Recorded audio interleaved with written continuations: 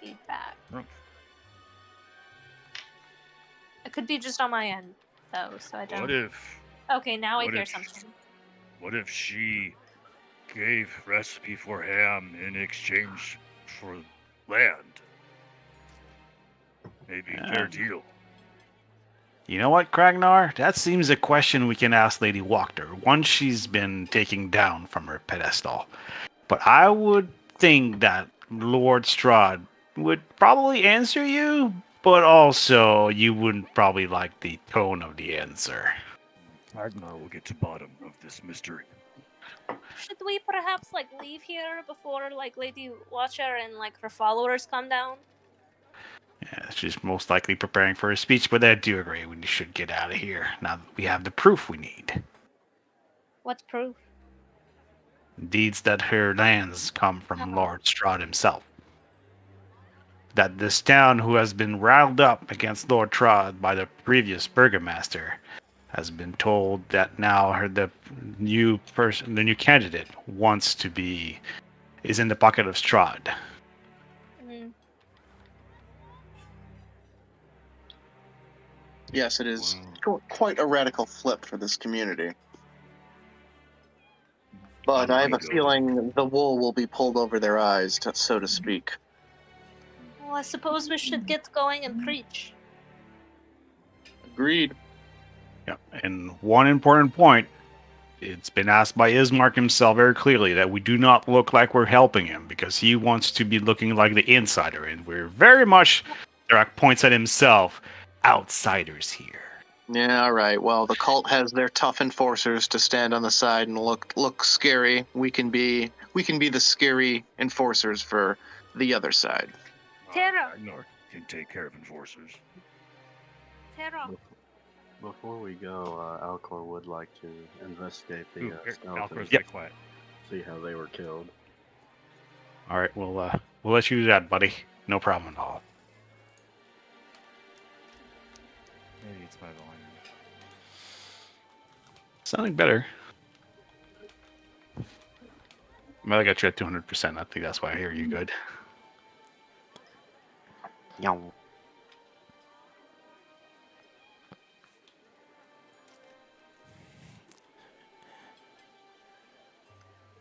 Well, Cord, tell us what you see in these bones. I am waiting to see what I need to roll for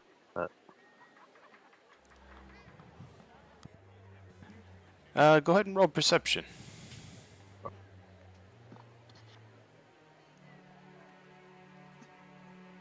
I see nothing. I rolled a 6.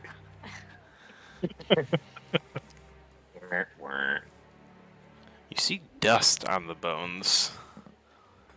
And all that really tells you is that these have been here for long enough to collect it, at least. Even the shield and sword that you see on the particular skeleton that sits in front of you is well rusted. Mm-hmm. Alright, well there goes my stuff then. I'm good to leave now. Well, if you see dust, it means they've been here a while. They've been doing this for a long time, I guess. Mm-hmm.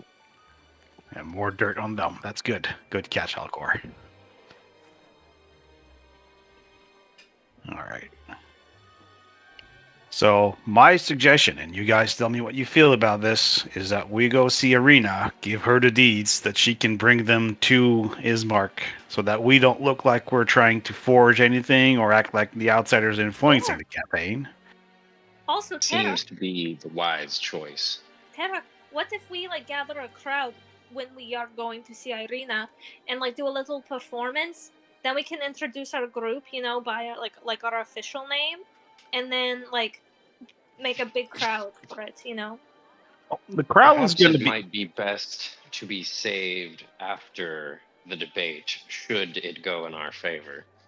I mean, but then we could, like, you know, be, like, hero people of the village, you know? And we wouldn't have to say that we fully support Ismark, but, I mean, we could somehow reference it.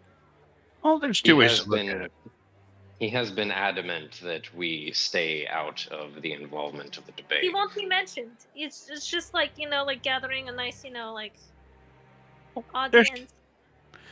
There's two ways to look at it. Either we'll go ahead of time and improve our status before a time, and so if we get caught giving the stuff to Arena, it looks less bad. Or we do it afterwards as celebration to raise the status even more. Either or, for me, seem to be like good choices, and I think we're a song seems to be in order.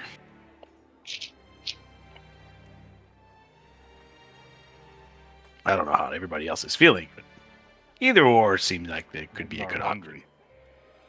That's how Ragnar feels. Yes, the hams Ragnar are hungry. also fine with any time decision is to go see Irina. Ragnar, is like your lady friend still working at the Blue Water Inn? Ragnar not know. Ragnar not sure if she Ragnar type. What? Why? You seemed smitten before. Ragnar might like someone else more. But I mean, she was like, seems like so up your alley, and like she's a good cook. Ever true to his half-human roots, Kragnar is part slut folk. He does make good food. I mean, she And could she be gave part me- slut folk, it could be like best of both worlds. She gave me good boots too. Boots Yeah. strong. But you know You how. did seem to like her a lot. Don't force Kragnar to have relationship he not ready for. Well, I mean, I'm just saying because like you were looking kind of looking at her like a piece of meat that you really wanted to eat. Mhm. That Just doesn't saying. sound bad at all. Ragnar feel uncomfortable and confused. Yes, perhaps Sorry, our level you of wrote the insight note. into orcish Sorry, psychology is a I bit didn't mean to much. make you blush. He does. He shifts awkwardly and uncomfortably and kind of scratches his head. Are you blushing, Kragnar? Says Father Albright. Ragnar not blushing. Ragnar hot because basement stuffy. All right. I well, we should- hardly find this an appropriate time to be discussing romance. Well, I mean, I thought we were leaving, so like, we were heading to the Blue Water Inn, so like, I mean, why not mention it? She was there last, Yeah, we can talk and walk and talk at the same time. and like, we could pick up flowers for you, Kragnar, so like, you could present to her. Stop. Eric's just gonna strum a little song about She's not gonna let that go. love and the difficulties of it. Melt is gonna collect flowers for Kragnar. I presume that Shipping. means your investigation with the skeletons is complete, and you guys are complete with your guys' conversation in the basement of the Walker House. I think so. Very well, very well. I'll swiftly shift us over here. I apologize you didn't find what you're looking for, Alcor, but if it makes you feel any better, you're not supposed to reveal your hand as the DM, but I always feel bad. I had nothing. You know? Oh, okay. I mean, realistically, it was just trying to help my theory that I had. All right. I'm interested to know what your theory is, but I'm not going to force its delivery. I hope, though, that I get to discover it. Mm-hmm.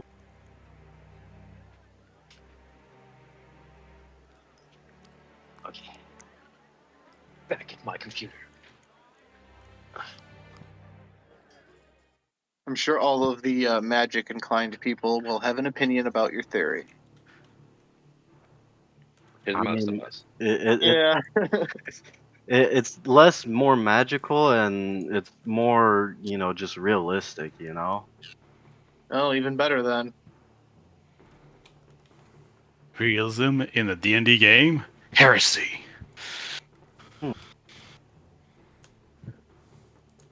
All right, we're all fucking heretics here. Alright. According to the walkers, we don't follow this mourning lord. Man, they're a Speak for bunch of yourself. lying babies too. I love how they're trying to scream about the light or whatever, but it's just the opposite instead. I find that to be transparent and hollow.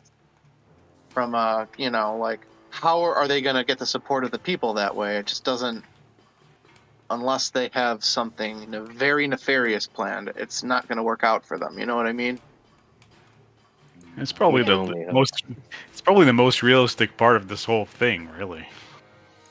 Well, I'm a little worried they've been they might have contacted some additional help we might not be aware of.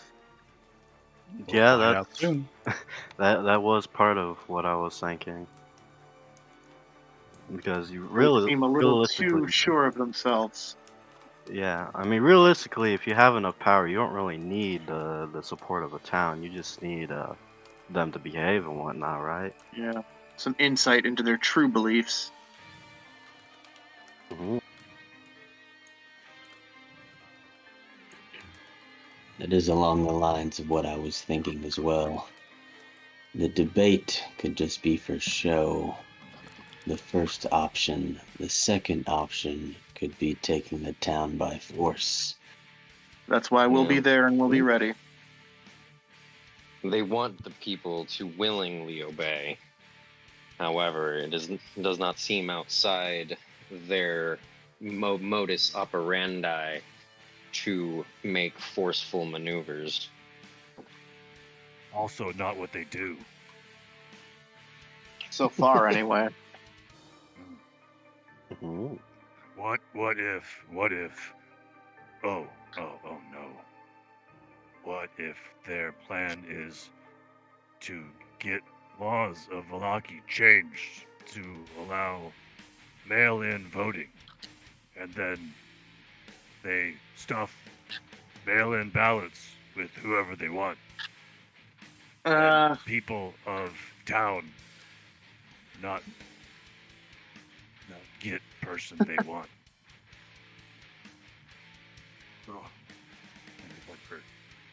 Ignore going back to ham, Mr. Corvus looks at you like you're talking nonsense. That looked like an intense bout of formulations in your brain, Kragnar. Sometimes. Hope you did May have not have overheated there. Make Valaki great again. Yeah. Sometimes Kragnar gets confused. My God. That's all I said. That's all I said. Hey, so have we told people what our group name is yet? I don't Silver think so. Axis, right? To go out. That's to why I wanted name to that. do the song. I am fine with song. I play drum. What is song? I mean, but there's not a crowd though. Like it would be just our group right now. Is there a crowd at the Blue Water Well, Inn or no? perhaps after the debate, the tavern will become a little more crowded, if everything goes well. So you guys make it back to the Blue Water Inn. You can see that Irina and Ismark are still there, and Ismark is holding a piece of paper in his hand, seemingly rehearsing some kind of a speech that he's written. Or perhaps just debate references. After all, it is a debate. And Irina is giving him, votes of confidence as he goes over with her what he plans to retaliate with if Lady Wachter happens to mention, him being an outsider or originally from Barovia, not a long member of Valaki like she claims to be, or can claim to be, I should say. But no, at the moment there is not really a crowd in the Blue Water Inn, and if they would have overheard you say that, I guess I'd say Ismark would probably hear you and turn and say, there will be crowd enough at the square. The debate is gathering now. Ismark, we have information. Oh? He looks curious. She looks at the party.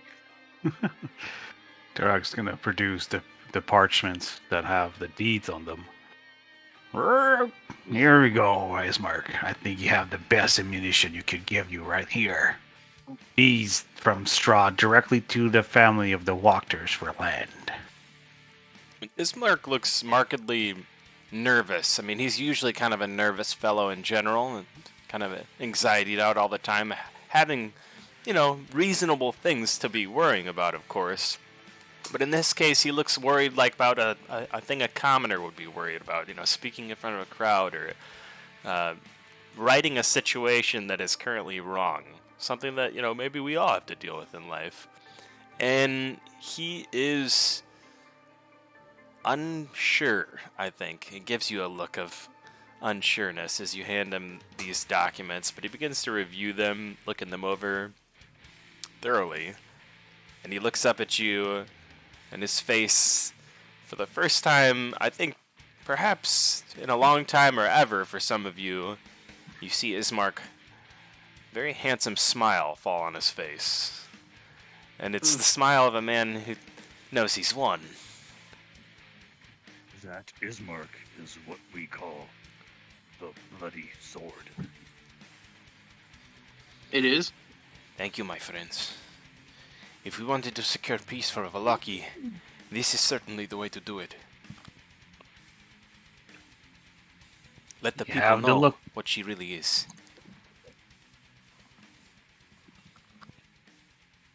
No, that's the look of a burgomeister.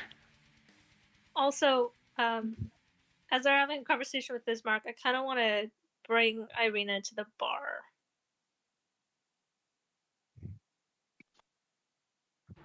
Ismark, do you want me to give you war paint before debate? That can do skull, lion, bear, tiger, tree, shark, fish. Ragnar good, red face, and war paint.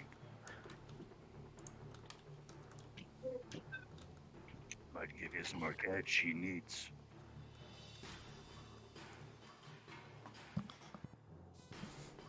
Do you mention to Ismark that you want to have a drink with him, or do you tap him, kind of pull him away subtly? What's the deal there? Who, me? It was Irina. I wanted to talk to Irina. Oh my god. Irina. The other one. Yeah. The other Kolyanovich. The other one. Sorry about that. Oh, no worries. Alright. I'll find that with them. In that case, the question remains the same. Except for Irina.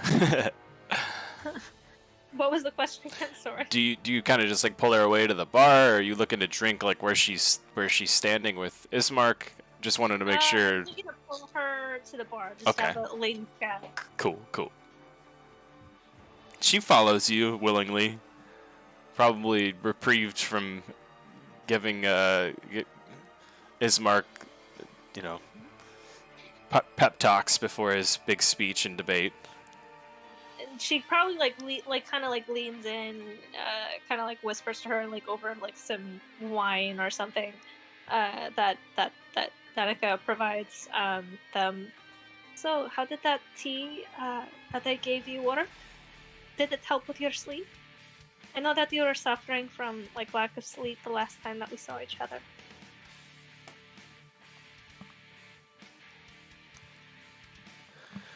I still have bouts of restlessness, but I do not feel any illness anymore. Physically, I am well.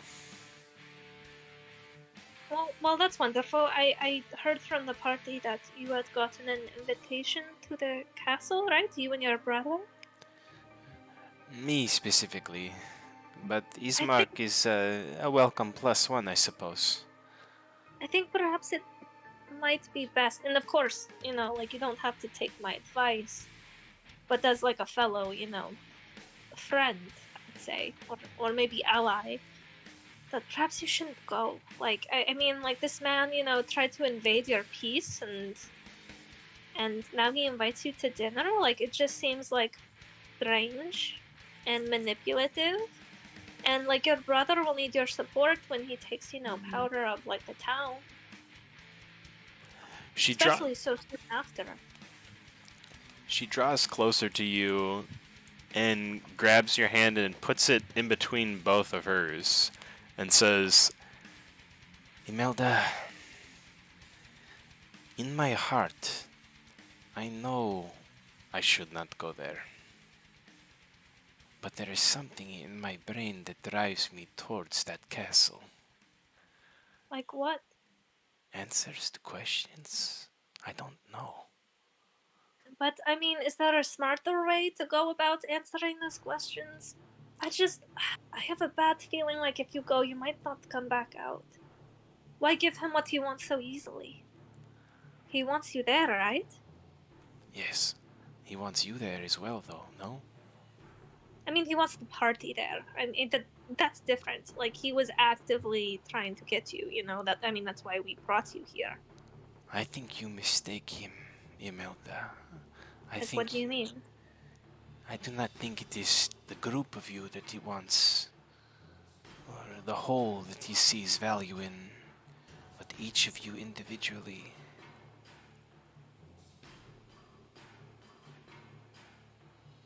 Well, why bring another person that he's going to want to manipulate? Just gives him more power, right? I understand your concerns for me, Imelda, but this is something I feel I must do. But why? Like, it just doesn't sound like a smart plan. Like, we're already, like, we don't know if, like, we're going to make it out alive. And, like, he could take you captive or try to turn you. Like, it sounded like before, like, he was trying to mess with your brain, alright? Like, what if he does that again? Since my father died, I don't feel anything. Nothing for my father. No grief. No pain of loss. The people, they come to me and say, we are sorry for your father's loss. I think of Ismark. I see tears late at night in his eyes before he sleeps, thinking of Papa. But yeah, me, but nothing. But don't you care about Ismark? Like, perhaps he might want your support during the first few days of taking charge of this town. You misunderstand me, Imelda. I love my brother, and I love my father. But my heart is grown cold, and I do not know why. I must have answers to this if I am to survive.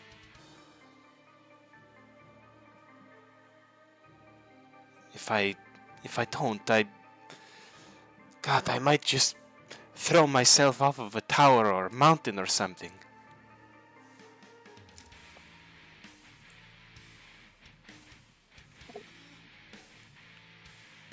Like, I guess Imelda just looks at her, like, up and down.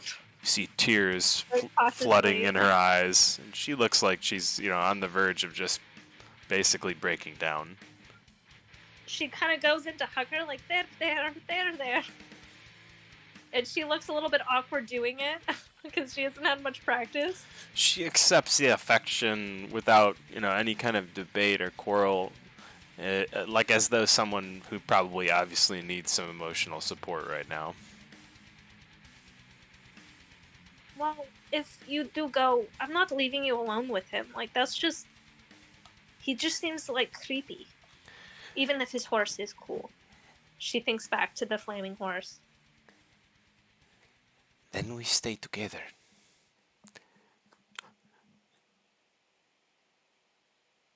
And she clutches you even tighter before she lets go and says, no matter what, until we are outside of those castle walls, past that drawbridge, we stay together.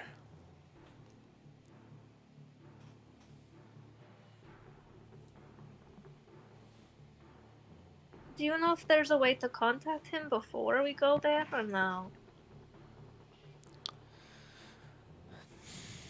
I am unsure of any way to send post there.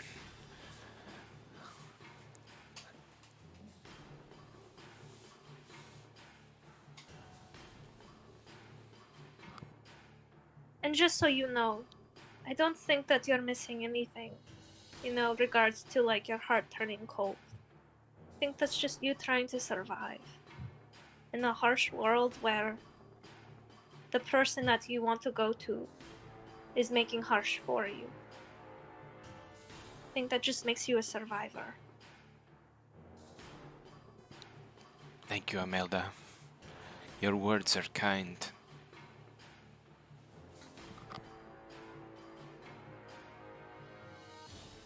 And Imelda just joins the group again.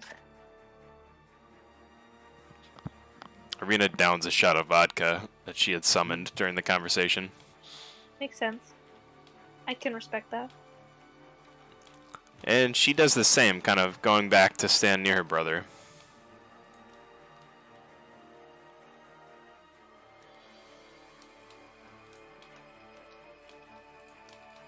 All right, seems the lady had quite of a war bed meeting. How did talk go, Imelda? I couldn't convince her. I'll just stick close, if we go there. Tar gives you a big wink. You're all right, little flower. We'll all be there. Now, Ismark. Do you feel like you're going to be good to go for the presentation? You seem like a man who is ready to inspire a whole town.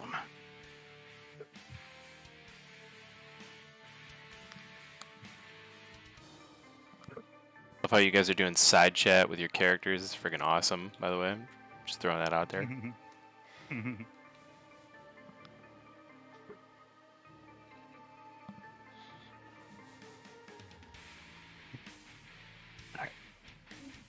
So do you feel you still need our presence to be sparse, Ismark, or do you want us to be near in case Lady Wachter has something up her sleeve? Want she carry hidden dagger to debate? Daggers can take many forms. As I said, I think it is best that me and Irina stand alone as a family against the Walkers. However, your presence is welcome at the debate in the crowd. And, as I said before, there will be a large crowd there. He nods to Irina. One big enough for you to tell your tale and give your name to them. I think it should be well known to the people of this town who is their true savior. And he nods his head, kind of like a note to the fact that while he's trying to become burgomaster here to help straighten things out, as basically a citizen of the greater Barovia, not Barovia the town, but the land itself. He wants to bring peace where he goes, because that's the kind of man Ismark is, a warrior of peace.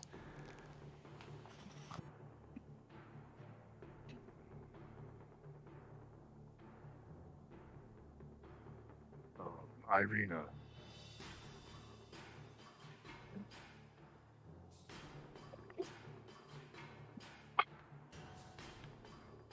All right, therefore we shall stand in the crowds. Irina. Oh, sorry, Kragnar.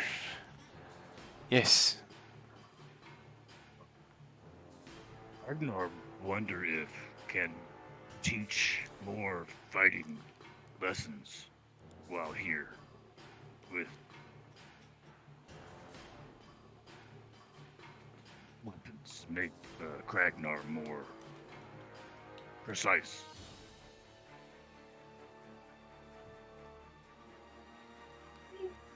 Perhaps after the debate, yes.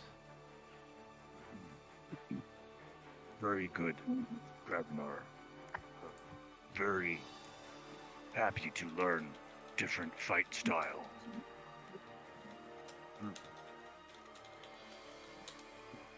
Speaking of, guess time for Ismark to fight with words.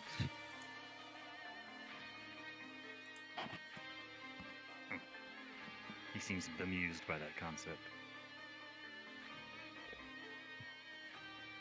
Although he does not know what bemused means.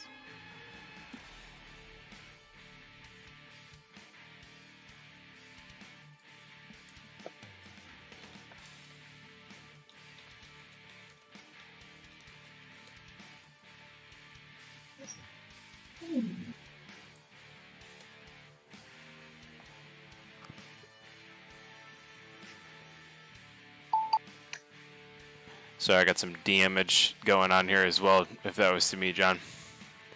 No, nope.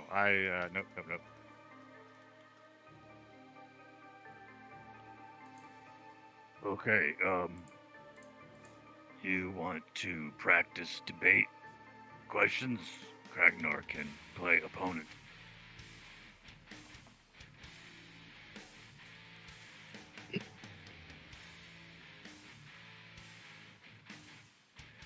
Okay, Kragnar, take that as yes. Okay, pretend you not Kragnar. Pretend me, Lady Wachter. Okay. Ismark just gives you an eyebrow. Kragnar, I appreciate you offering to help, but I don't think this is proper exercise for me to win. Okay, just be confident. Thank you. Hi, do push-ups before go out there. Look stronger. He takes a second thought at this, like, maybe that's a good idea. And then he puts a hand on your shoulder and says, "Thank you, brother." Gives him the bro nod.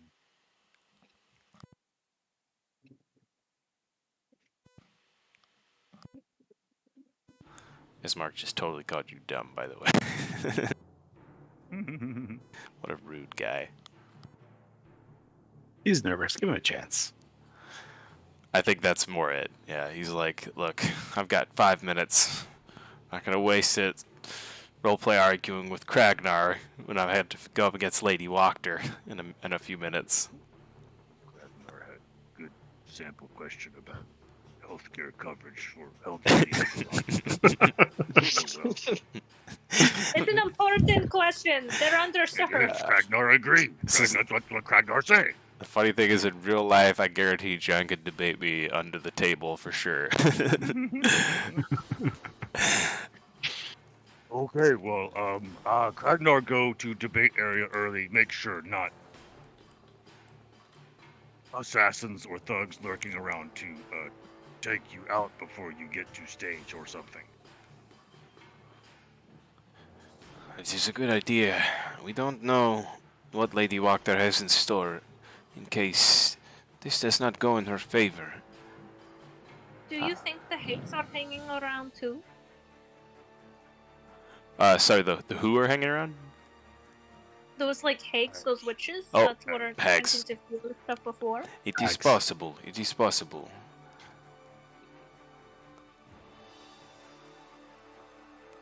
I know that Very they well. must live nearby. Their presence has been cited multiple times now in the...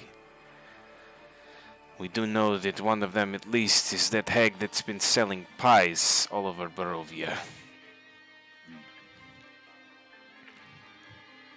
We will all of us have to be on our guard. Yes, hopefully our next run-in with them will go a little more in our favor. Although we thought we had them cornered, we were very wrong.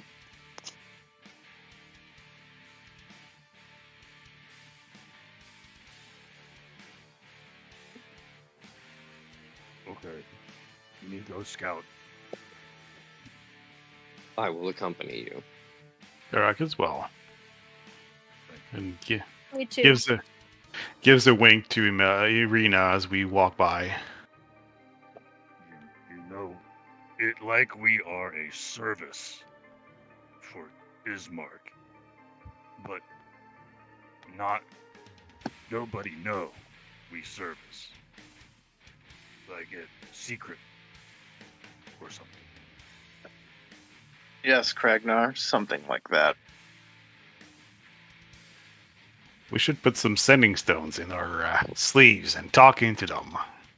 Oh, we would look so badass if we did that. Ismark mentions to Imelda before she walks out the door, "Thanks for buying me a little bit of extra time with your performance.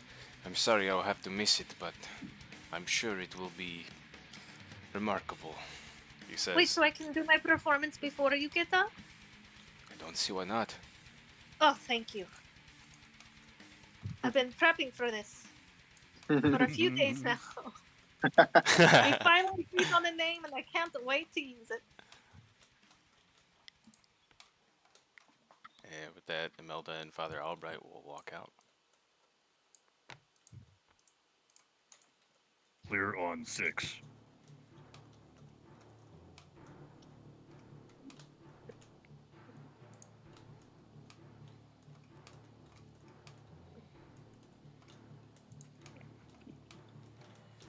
I would try to say that Turok looks like he's trying to meld in the crowd, but somehow a Ravenfolk trying to hide in the middle of a crowd of humans who are very unique in their views of non-humans seems to be futile. Alcor will come up against this wall and continue to smoke his cigar, just leaning on it and watching, looking out for any threat. Are they thugs? They are Lady Walker's people. Yeah, you would have seen them before at the house at the dinner. Corvus is going to put his hand on Imelda's shoulder and wish her good luck, and he's going to cast guidance on you. Tarok, are you able to make like images of things? Sadly, illusions, sir. Elude me for now. But I will... What about Noctora? Do you know how to make illusions? If I had intended to beforehand, I certainly could have come up with some formulaic theories. However, unfortunately, that would require time and practice. I do not have anything that would help in that sort of situation currently. All right. Well, the best I can do... Tarok can help with the music, right? Yes, definitely. And the best I can do is make you shine with a different light. Ooh, all right. I'm ready for it. So I'm going to do 2 things before the performance. So, right before I will cast Fairy Fire on you. The what? Fairy Fire. It will make you shine in a violet light. And your contour, at least. It will look very fantastic. And I will also give you a bit of a performance myself just before the show. Of course. Because you look just radiant right now, ready to sing your heart out and make the town vibrate with your voice. And you should do your fire trick. And also, yeah, no, by that I mean that you get a bardic inspiration dice, 1d6. Nice. Give me all the buffs. I don't know. You got my guidance too. Yeah. Technically, the Fairy Fire shouldn't be helping you with this, but you asked for illusion. I'm gonna give you something. It just gives a nice special effect. Yeah, the coolest special effect. Knock him dead, Imelda, says Father Albright. Ragnar will be scanning the crowd for anyone looking suspicious. Anyone hiding weapons or things like that.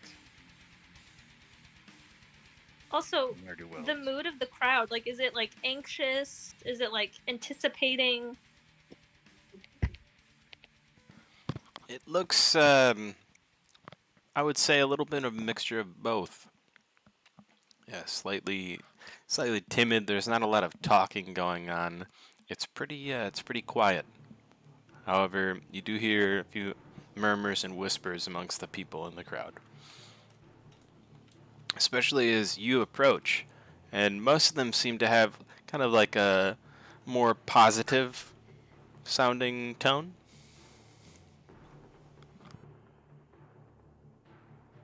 Tara, Go ahead and roll have you got perception perform- for that scan of the crowd there, Kragnar. Sure. Oh, Kragnar, you go. Okay, here we go. Here we go. Here we go.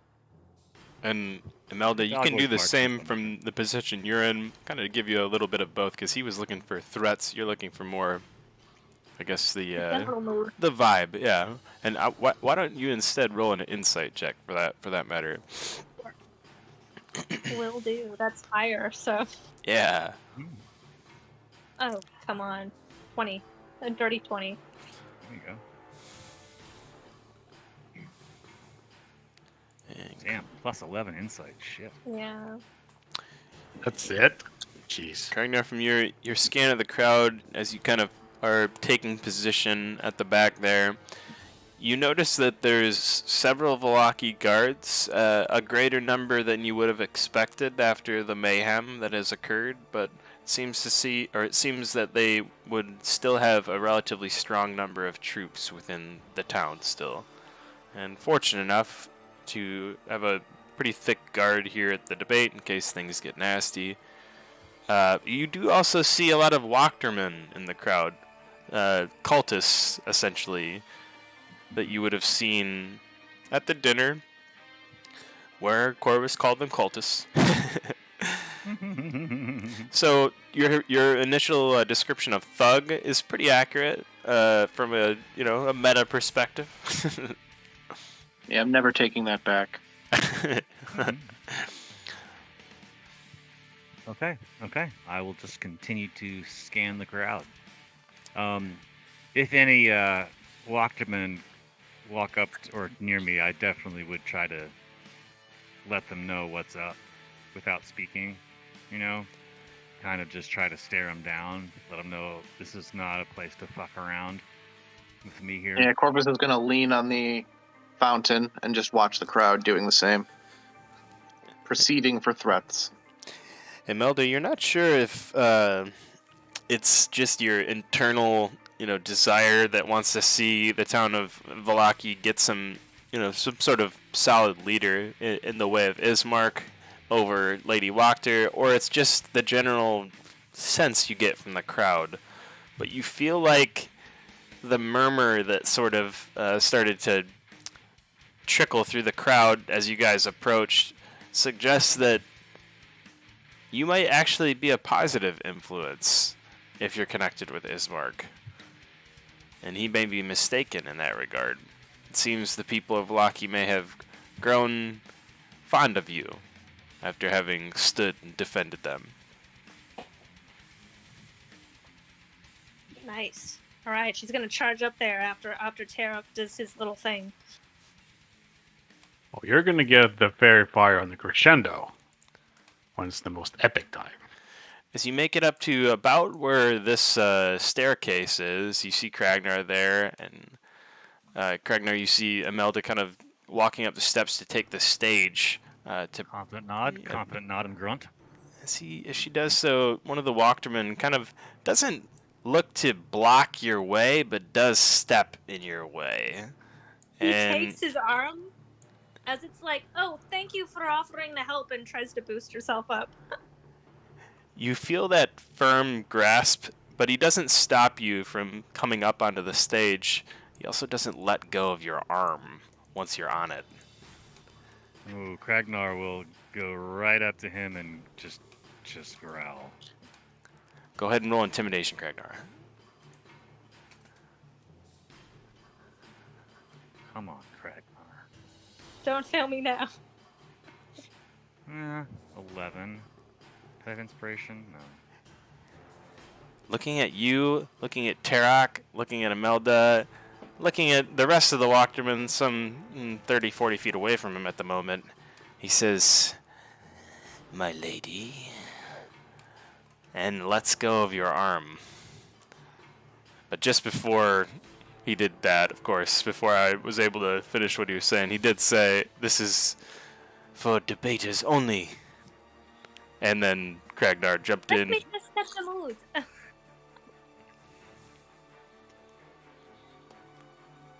Derek's actually going to say, smart move, and please make sure the interruption. There's no interruption during the performance. Performance. This, like I said, is a debate stage.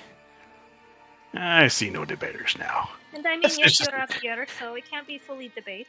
And she moves past. Let the people enjoy what they want. Let Maiden sing. She work hard on song.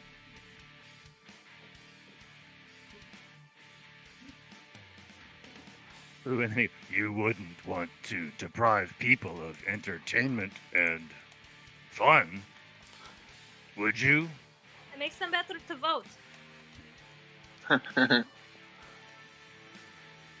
As Tarak looks to climb on the stage, this time the Walkderman steps forward and grabs both of his shoulders. Just the lady, then. And pushes him back down the stage. Hold on a second. I gotta do a wisdom save. What? Why? Yeah. His Kragnar would start. He would. His 15 Kragnar keeps his cool and doesn't shove that guy. He makes a gesture to two other Walkdermen in the nearby area, and they just come walking slowly around the stage in that direction. It's alright. It's just a short performance. She's just yelling out to the crowd and to Craig. You wouldn't prevent the musician from helping out from providing the melody, would you? I would, and musicians can play music from where they stand. There, I was gonna say under his breath, like fucking racists. Very well, I guess I don't have a choice in this matter. Well, I'll make sure to make my concerns heard to whoever is the Burgermeister after this. One of the guards steps over and says, "Is there a problem here?" To who? Tarak, Kragnar. Let's make it clear here. I think the people want to hear something. Do you really want to stand in front of the people? Get my green friend over there. Hear something? What do they want to hear? Says the guard. Oh, just a bit of a initial performance to help out the crowd and make the whole thing more joyous. To prepare for I'm sure it's going to be a very boring and long debate to happen. We don't want apparently don't want any music. I think the people have probably had enough of the Burgomaster's festivals, if I'm being honest myself, but I suppose a song couldn't hurt.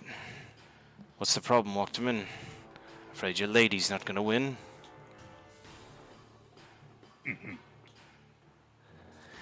They're not supposed to be on the stage. This one wants to go up on the debate stage. I told him he can't.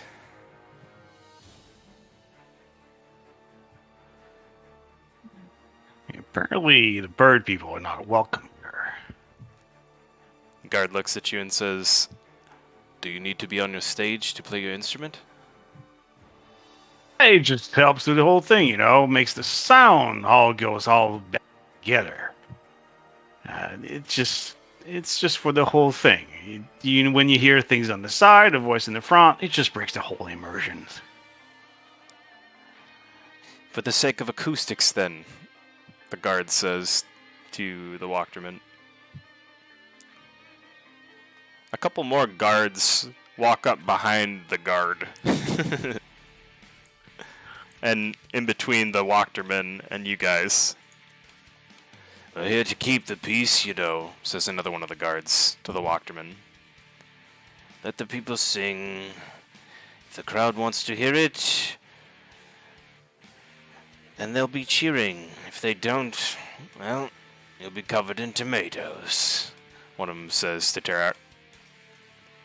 And he comes up and sort of pushes the Walkderman out of the way and gives you a hand up. "We're not racist. We're not all racists here," he says. He just goes, "I know good people." And I see it. Thank you, friend. Gives him a big old Little wink there. Just moves in the back there. Ready to play his lute. Kragnar says something in Orcish that sounds very similar to the Orcish statement he made about Father Albright, but this time directed at the Walkderman. The Walkderman makes a snooty comment like, "What, you don't play trombone?" as he walks by. Put trombone up your ass. The only appropriate love this. response.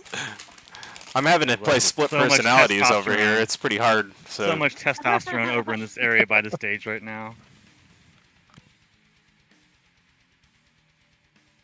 Well, Melda and Tarek take the stage, and there's a full crowd in front of you. You see what looks like all of Greater Verlaki gathered here. I look back at Tarok kind of like a little nervously, and like I just kind of look at him like, now? You're the main singer, little flower.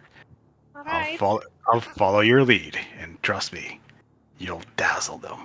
Oh, well, thank you. And she turns to the crowd and she like says to them, "Hello, everyone. I'm Imelda Yaldrin. I'm from these lands, and this town particularly has been so kind to let me and my party. She gestures to the people next to the stairs, called the Silver Blades. Be residents here for a short time." And you're a wonderful, wonderful people. So we're really excited to be here today and to be here to help everyone with their votes. But before that begins, I came up with a bit of a song, and I hope that you all enjoy. And she kind of like looks at Tara, kind of like a 1, 2, a 1, 2, 3, and then she's gonna sing. Then she's gonna sing. There once was a group that came to town. The name of the group was the Silver Blades. The nights grew long. They journeyed with speed. Oh, come, adventurers, come. Soon may the Silver Blades come to bring us starlight and salvation. One day when the mists are gone, we'll take our leave and go. And then for each verse, like she's gonna talk about each party member and like the crazy things that they've done, and like how we like stopped like this big giant winter splinter from like ruining the wine like distribution to like all of Barovia, and how we helped with the vampire stuff and like all of that. So she's gonna just recount all of the things that they've done. Once she goes through the Silver Blades come, the light's gonna be coming purple on the stage and just like flash the whole thing with fairy fire. As Turok follows her with the lute. Ragnar looks quite impressed and enamored by the singing. Crowd is reacting too, and everybody in the crowd is beginning to jeer you on and clap to the beat of the music. And obviously, Tarok's providing some pretty sick tones in the background there as well. The crowd seems to be into it. They like Imelda's performance very much. They're dancing, now moving, less timid and calm, more jubilant and lively now. You could see that there's still life left in Barovia, at least in Vallaki. Wonderful. Do I roll anything? The group dance was great. Roll a performance check to see what you get as a reward for this performance. And this is going to bank on how sick of a reward you guys get at the end of the session here. And then I also get to use... I also get to use the inspiration, the 1d6. The guidance, yeah. Get it I out. gave you... So glad I cast that. Let's see. Fuck yeah. Oh, my D6 gaming's strong! So a 30. Holy crap. 30. Yeah. Here you go. Dang. No, you dazzled her. Like No fire. like the skit. It's like the Revenge of the Nerds skit. Roll that fits the performance. Very nice. Absolutely. I don't know if any of you have ever played Final Fantasy IX, but there's a specific part where you have to perform in front of the crowd, and depending on how well you do, you get a 99 out of a 99 people were impressed or something like that. I would say this is a 99 out of 99 people were impressed, and the roll matches it as well. Could one of like Lady Watcher's like people like just be slightly tapping their foot but trying to hide it. Oh, there Yes. you could see like in the crowd that they couldn't help but start dancing. A few of them that were actually in the crowd and like on crowd control or whatever they're doing there. They seem to be helpless to the sound of the music.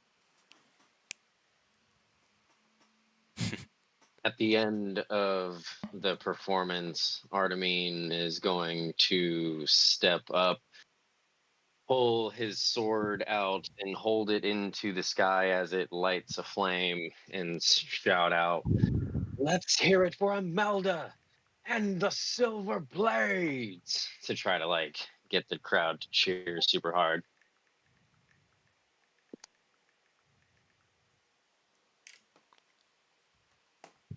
It Was feels that like what the I'm song named was based Seas. on? Yes. Okay. And like many crowds do, as you kind of, jeer from one direction, you hear opposite, calls in the other direction or in the opposite direction of a similar nature. Yeah, Imelda and the Silver Blades. They think you're a band now. Yeah, of Haha, course. Why not? we kind of And, are. and then like as she leaves the stage, she's like, "I'll be here all day. Enjoy the votes." Vote is Mark. We'll go down in history as really confusing. Some historians will think that we were a band. Some historians will think that we were mercenaries. Some historians will be right and think that we are both. Exit from the stage, Imelda, you notice that the guard kind of pushed. Well, you might not have seen that, but Derek, you would notice the guard that pushed the Walkderman out of the way for you is just visibly clapping, and he turns and looks at the Walkderman as he's doing it as you walk off the stage. Superb performance, Imelda. Oh, it was nothing. It was a lot of fun. I just can't wait to see what happens next. I know who I'm going to recommend for platoon commander for the guard next time. I see his mark. You have a very pretty voice, Imelda, Oh, thank you. and good songwriting skills as well. Kragnar really liked song. I think it's fair to say you left out a few things, too, in your story on the ride back here, says Mordenkainen. Well, I couldn't give it all away out just, like all at once. Oh no, I was saying the details of your song revealed some things I hadn't heard in my adventure back Oh. here. It was quite amusing. Thank you. No worries.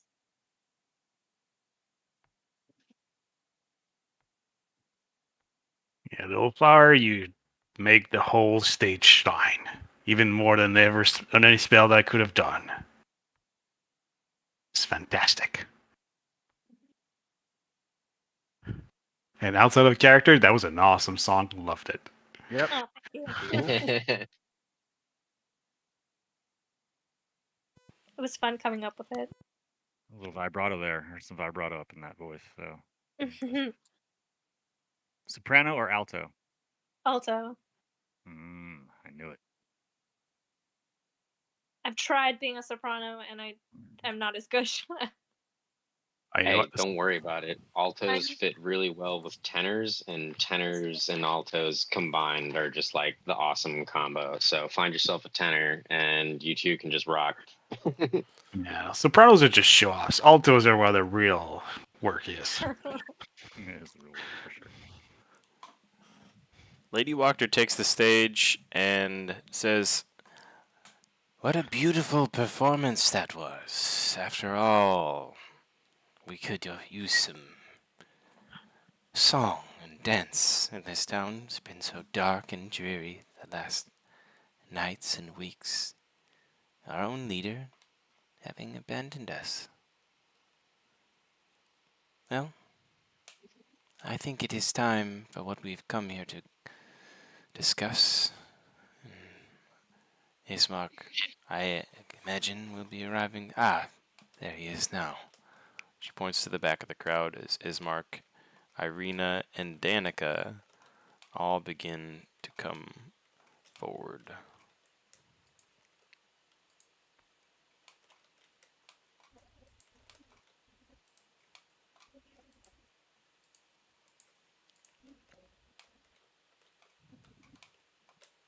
This will be my first political debate portion of a Dungeons and Dragons game. Interesting. Oh, nobody told you? You're the one going up front. He's substitute you instead of Ismark. Don't worry, Kragnar. You're safe from this duty today, Ismark says as he walks past you.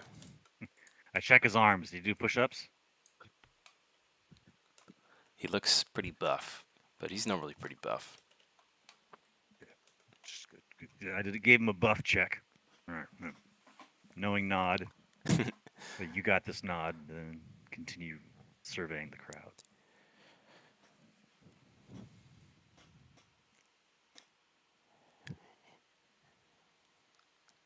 As he takes his steps up the stage, Lady Wachter welcomes him and announces him Ismark Kolyanovich of Barovia, and makes, great effort to put the emphasis on the of Barovia part, as she says the common method of debate in Voloki has always been questions posed by the town and by the crowd.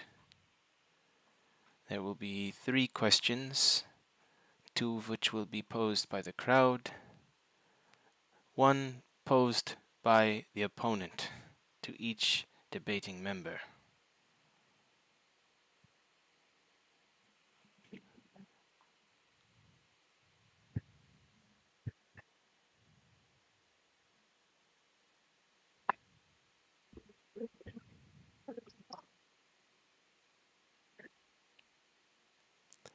A few of the Walkermen step forward and hand her what looks to be a pouch. She hands the pouch to Ismark. As an outsider of this town, I will let you draw first.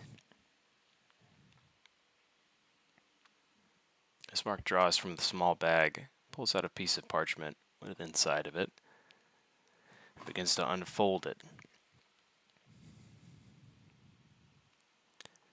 Kind of strains to read the question. The question is, how will you repair the town's structures, and what is your plan for reconstruction? To this I answer, I will do my best to repair the town with the craftsmanship skills I have learned from my father. In Barovia, the great church there is built by my great-grandfather. He is a stone mason. I have learned this trade that is passed down to my father from him, and to me from my father. I am skilled in this craft, and much of your town is made from wood. But stone does not burn, and it stands strong. Together, we will make Voloki a stronger fortress.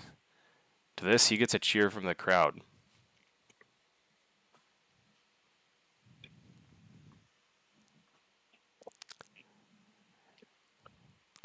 Promises are nice, yes, says Lady Wachter as a response to this.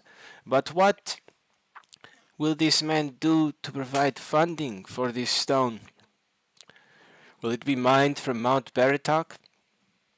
Or will it be taken perhaps from the great Yesterhill, from the cairnstones that lie there? Where do you plan to produce this stone from, is my question to Ismark. But I am not here to provide questions. That is for you all, she says. Again, very purposefully. She grabs the bag from Ismark. And so we shall hear another question. She gets no applause from the crowd when she makes her final statements on the subject.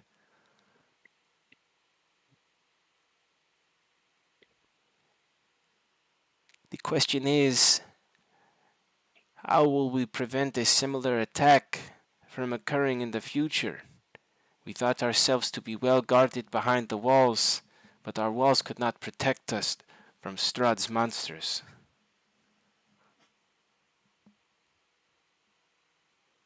To this I answer,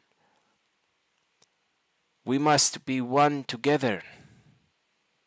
We must always stick together.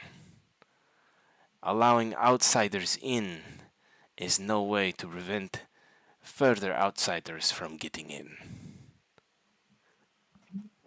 Murmurs in the crowd at this. Not cheers, but murmurs of interest and intrigue, perhaps considering these very words and thoughts.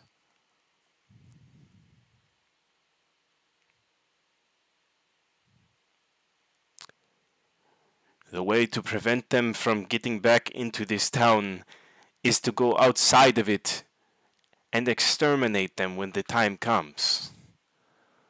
But we do not have the means to do so within this town, so we must look to means outside of it. Our new friends, as Mark, changing his tune suddenly, points to the crowd, specifically to the Silver Blades. The Silver Blades, powerful warriors that thwarted the vampire attack on this town.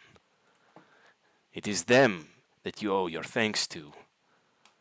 I merely stand as a man looking to rebuild and help a village that is of the land that I grew up in. I must tell you, these are the most fierce warriors I have ever seen. And if anybody is to help us defeat the evils that are in the darkness of this land, it is them.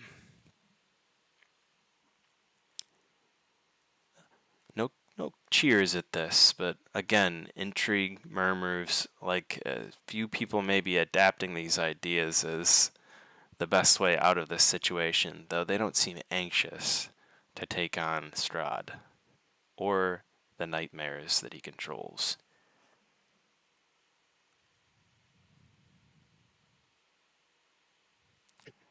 She hands the bag back to Ismark as he takes another piece of paper out. He says, "Before I answer a question, I must break tradition. Because I do not believe that this person I am debating against is worthy of your traditions or of your time. I believe she herself is a traitor to her people and a traitor to this town. And I have evidence here to prove the like, provided by my friends, the Silver Blades." You hear, again, a murmur of intrigue from the crowd.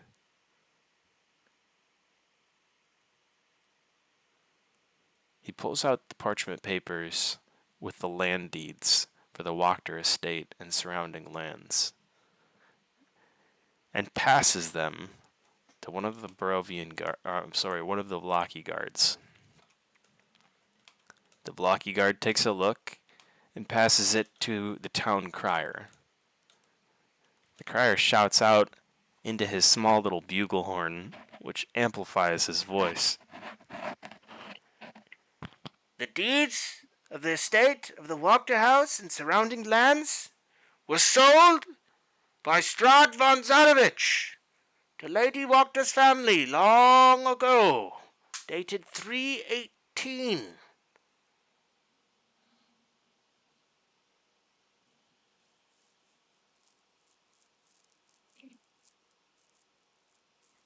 Again, another murmur of intrigue and excitement from the crowd.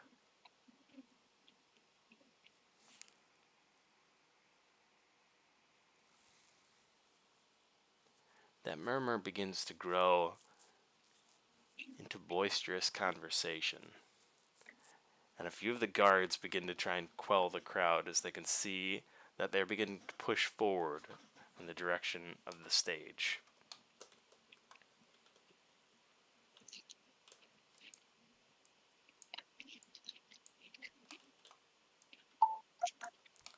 "What say you to this, Lady Wachter?"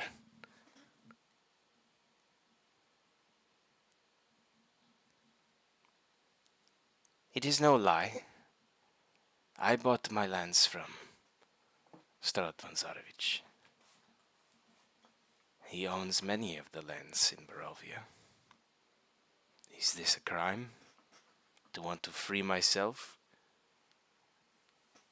I do not want to be a renter to this man, or this beast. She looks for pity from the crowd. But all she gets is that conversation buzzing still. Garak's gonna go with a different voice, going like, "Traitor!" Alcor would like to. Orvis also attempts to conceal his voice slightly, but from the back of the crowd he shouts, "Puppet!" Alcor would like to ready an action, and the trigger would be any sort of the Waterman's casting a spell or turning to violence. She probably opened the gates up herself! Father Albright mimics a voice in the crowd as he puts his head down. A few of the Walkdermen step forward and begin to kind of push some of the crowd members back, also with the Velaki guards. And the Velaki guards at the moment just take the help that they can get to control the crowd, but they don't seem to band together in any way. More so just serving as crowd control, but Lady Wachter takes the bag back. You see, he doesn't even want to follow traditions, merely hurl accusations in the direction of his opponent. A most dishonorable thing. A most dishonorable way to behave. Well, draw your question then. And he pulls the piece of paper out, and the question that is on it is,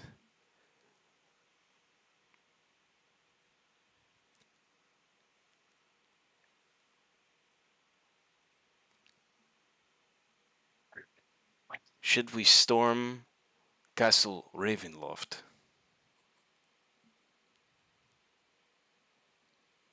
Is this a declaration of war? Whoever wrote this, if you wish to storm the castle, perhaps you are brave enough to step forward. No? I didn't think so. That is okay. It is not something that one would want to do alone. I don't believe we can storm the castle, or that is the answer. Like I said, we must go outside of this town to defeat the evils, but going right to the Devil's Gate, I do not believe is the solution. He turns his head and looks towards Irina, and locks eyes with her when he says this. The next of his comments, he stays looking at her. If any of us are to go there, it will be me to speak on the behalf of this town. I promise you that much, if one is to go alone. But storm the castle with pitchforks, spears, bow and arrows? No. This much we will not do. Greater powers are needed. This town has long been deprived of magic, a thing that has caused comforts in a place of great discomfort. I would instead answer this question with, I will not storm the town, but I will make magic legal again in Voloki.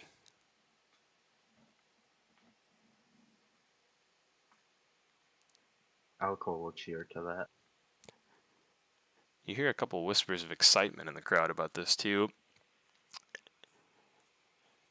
No respect for traditions, no respect for me, no respect for this town.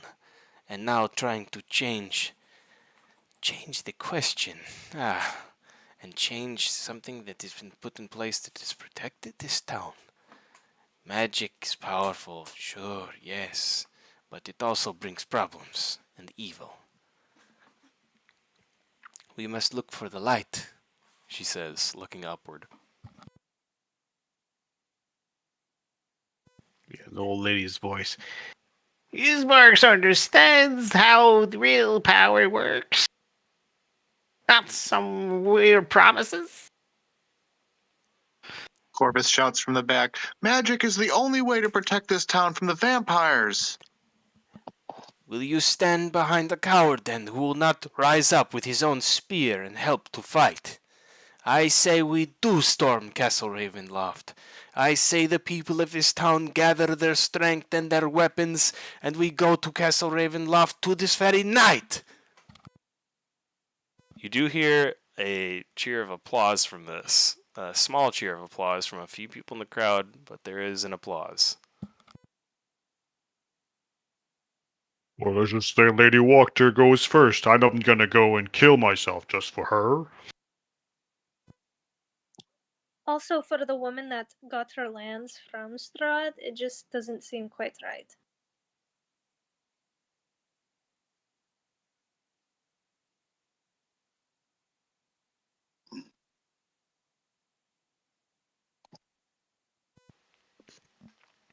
A few of those people that were clapping and cheering now kind of form to the side, right side of the stage on where Lady Wachter is standing, and begin to kind of chant in the direction of Lady Wachter. Storm the castle, storm the castle, storm the castle. Lady Wachter smiles as she's on stage, feeling like she's won the crowd. And with one last question to draw, she draws it from the bag and raises her hand as if to quiet the group of chanters that are now saying storm the castle. And as she draws the question from the bag, she reads aloud,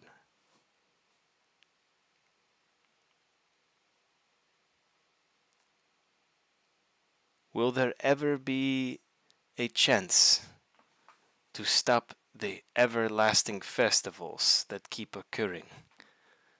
As a fish scratched out line there. As a farmer, it is extremely hard to keep preparing produce in such barren lands for festivals of life. This is a taxing chore, and I wish to produce a smaller crop, so that when there is no festival, I do not have so much spoilage and waste of food.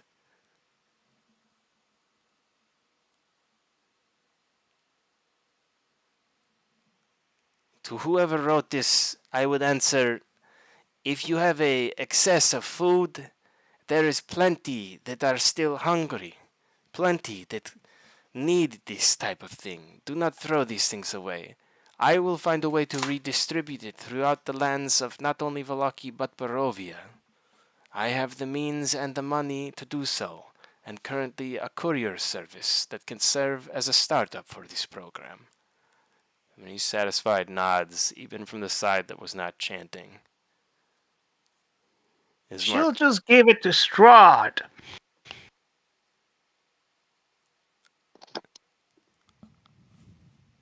Corvus shouts from the back, "Yeah, magic can fix the food supply too."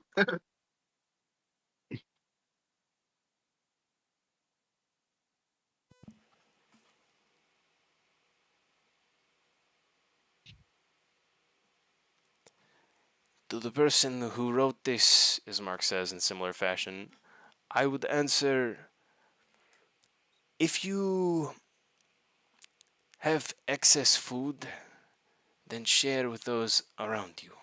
This town, I have seen many hungry, many in need of work, many in need of something more than what they are currently living up to.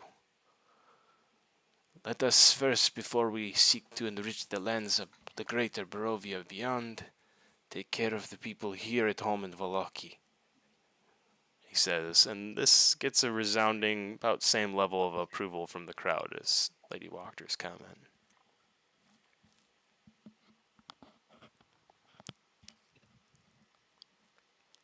The Wachters just want to control the food.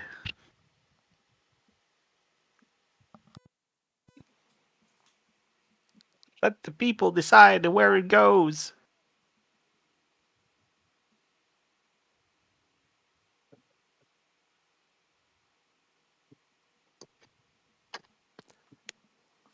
Corvus shouts from the back. We should work together to build up Vallaki, not throw our lives away storming the castle now. Organize the means of production. Throw down your oppressors. Thing that we should do, like one of the first questions was saying, was to make the walls of Vallaki strong again. Yeah, build the wall.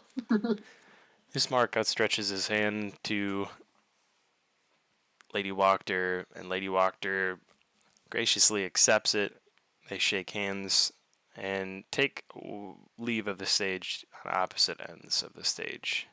As they both step down from the stage, you see a couple of the guards that were standing in the front grab a large box and begin walking around to the crowd. And a couple of them are handing out like what looks like parchment and small little black pieces of lead. It looks like they're about to cast some kind of a ballot system based on what you guys could see.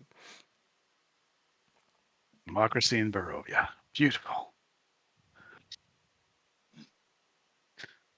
If only all the workers could unite.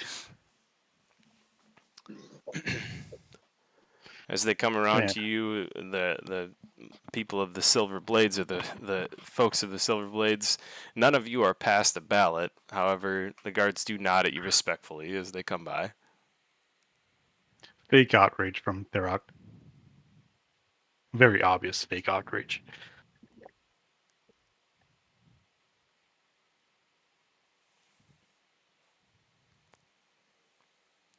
Now, friend. There will come a day when they do not look at Ravenkind so unseemly. No. It's fine. My kind are better suited for the shadows anyway. Suits with our plumage.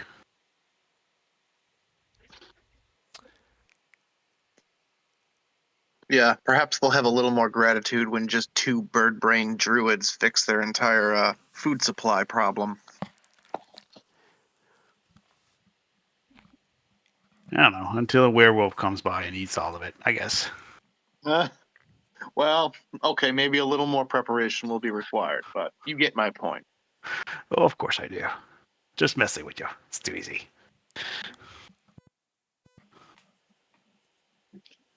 The ballots will be collected and counted upon the morning, shouts out the guard with the box. As he just kind of stands there waiting for people to get in line and cast their ballots. As the rest of the crowd seemingly does this, the party would regain contact with Ismark, Irina.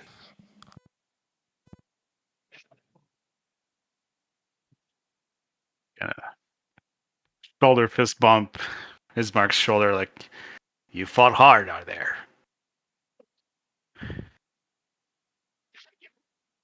A duel of wit and compassion, assuredly.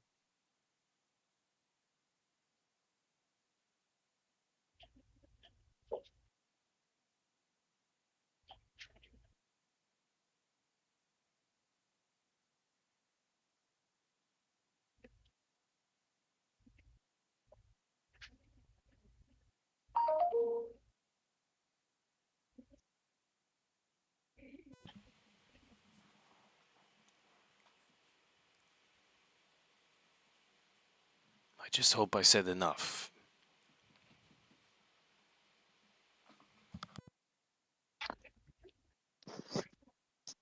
We will know in the morning. Might I suggest that we retire to the Blue Water Inn? Wait, but what if someone tampers with the voting box? I was about to say, since I am close to the Lady Wachter and other Wachters, I'd like to see if I could hear if they have any plans or whatnot.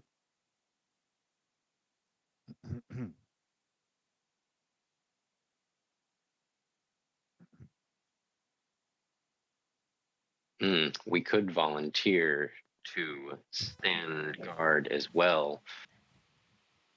Ensure that nothing untimely happens to the ballots. And we can just say, like, we're like a third party because we didn't vote, so. I would trust the Vallaki guard to handle it. as long as the Wachters don't try to interfere. Should probably still have someone on standby overlooking.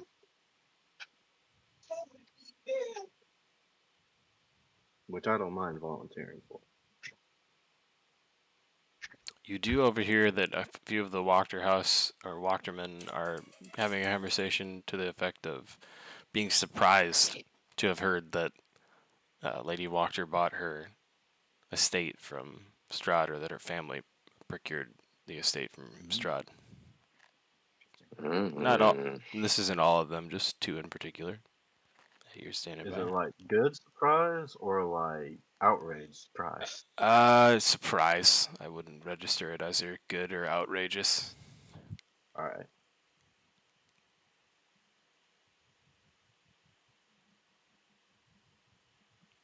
I wasn't Tell me. expecting her to be so gung-ho against Strahd. I almost expected her to do the opposite.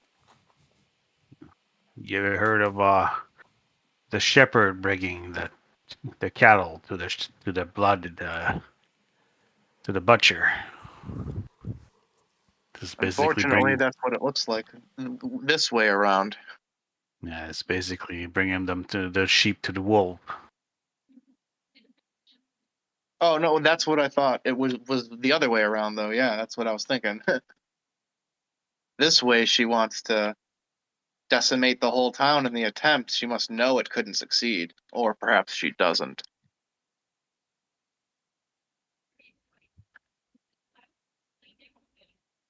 She would be, or she seems as though she wants to be the queen upon ashes.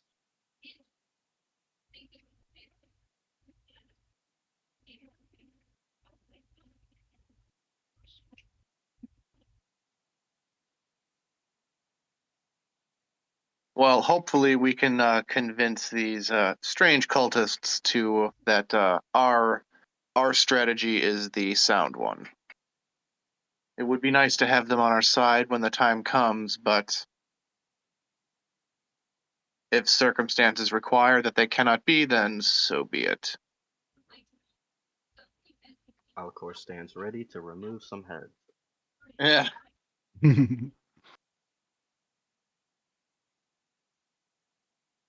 So is that voting thing going to take all night, or is that a hour thing?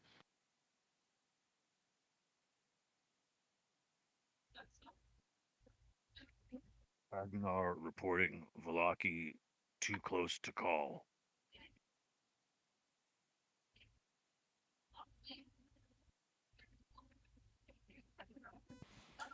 Sorry, that question directed towards me. Something close to an hour, or I don't know what you were asking. Sorry.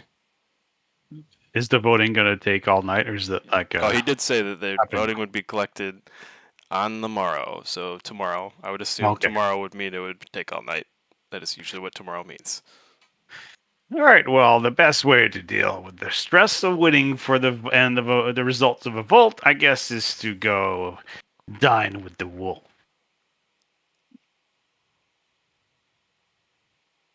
Wait, what? We go and have supper at his place? No, you know whose place. Oh yeah, that way Isbarg is going to be a lot less stressed about the vote than stressed about something else. It's a win-win.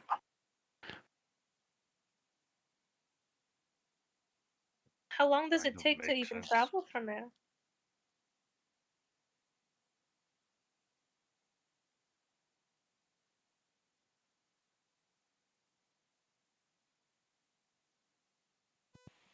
I'm guessing, No, not guessing from you, here. you were looking for an answer from me for that. You want to know the travel time from Velaki to Barovia, or to Castle Ravenloft? Yeah. Yeah, give me 1 sec.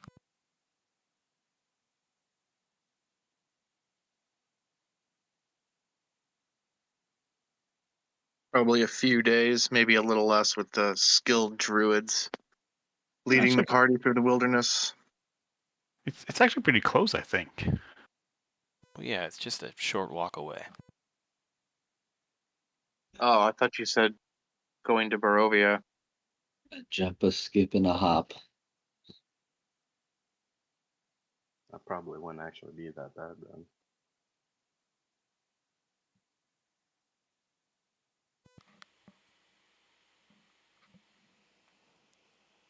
then. From Vallaki to Castle Ravenloft, it's going to take about 8 to 10 hours. Not too long. I guess we don't get the distraction then. What time is it? It's the afternoon, I'm guessing, or evening.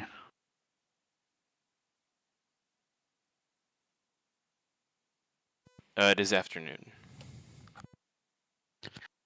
A little bit too late for dinner, I guess. My strategy to distract Ismark has failed.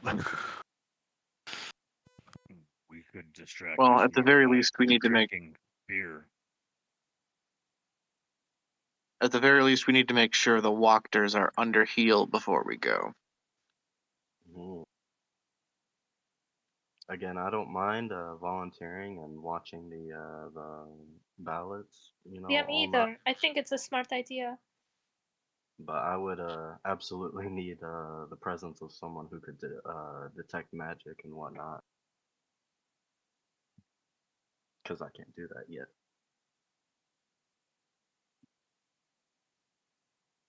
Well, there are several of us who can. I can. Yeah. Oh, Yeah, there you go. Corvus will also summon his familiar and summon or use his wild shape to summon a small like mouse familiar, something that's hard to see to keep track of, to keep an eye on it. Nice.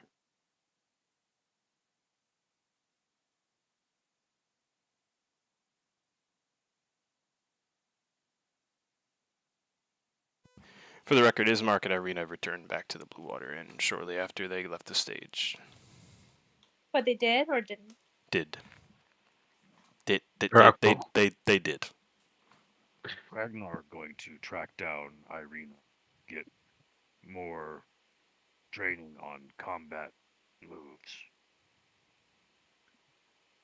Then Ragnar will get Ismark drunk, so he's not worried about vote.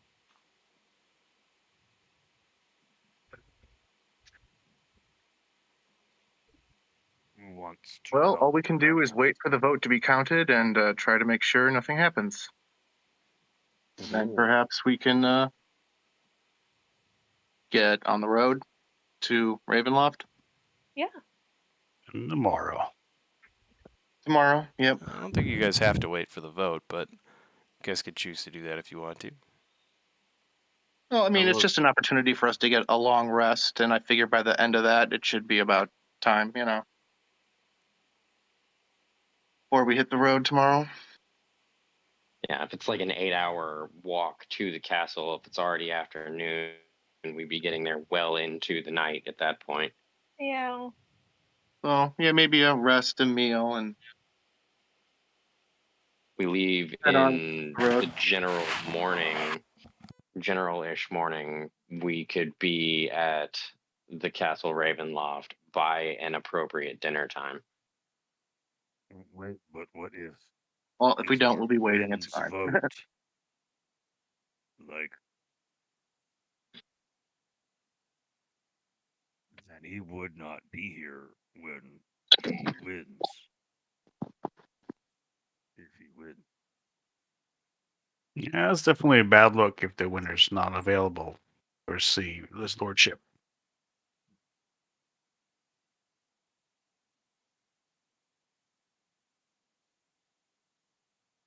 So yeah, let's wait until. All right, you guys take your rest for the evening then, and you wake up in the morning with an announcement that the vote was messed up and needs to be recounted and recast, and it's going to take 7 days to do that. So you guys have plenty of time to go to fucking Castle Ravenloft, for fuck's sakes. Yes. Yes. As if there Yes. could be no more hints given to you to do such things. I do not understand why there is such resistance, or if there's just a perception that this does not take any preparation on any part to be prepared for your guys' reactions. But for we're the love playing of hard to God, take the fucking hints that you're being given. Yes, we are going to Castle Ravenloft. Congratulations! All of you, Posters. upon being willing to go to Castle Ravenloft, are immediately transported there by the mists, not having to walk 8 hours to do so. Please hold on one moment and take a 5-minute break while I load the map. Alright, geez, we're not that chatty. Okay, maybe we're pretty chatty. I feel like These- Dungeon Master mad. These myths are awfully convenient all of a sudden. They're very angry mists. Gan is We should get Gan is a wrathful courts. god. We should get courts involved in We've teased Strahd too much.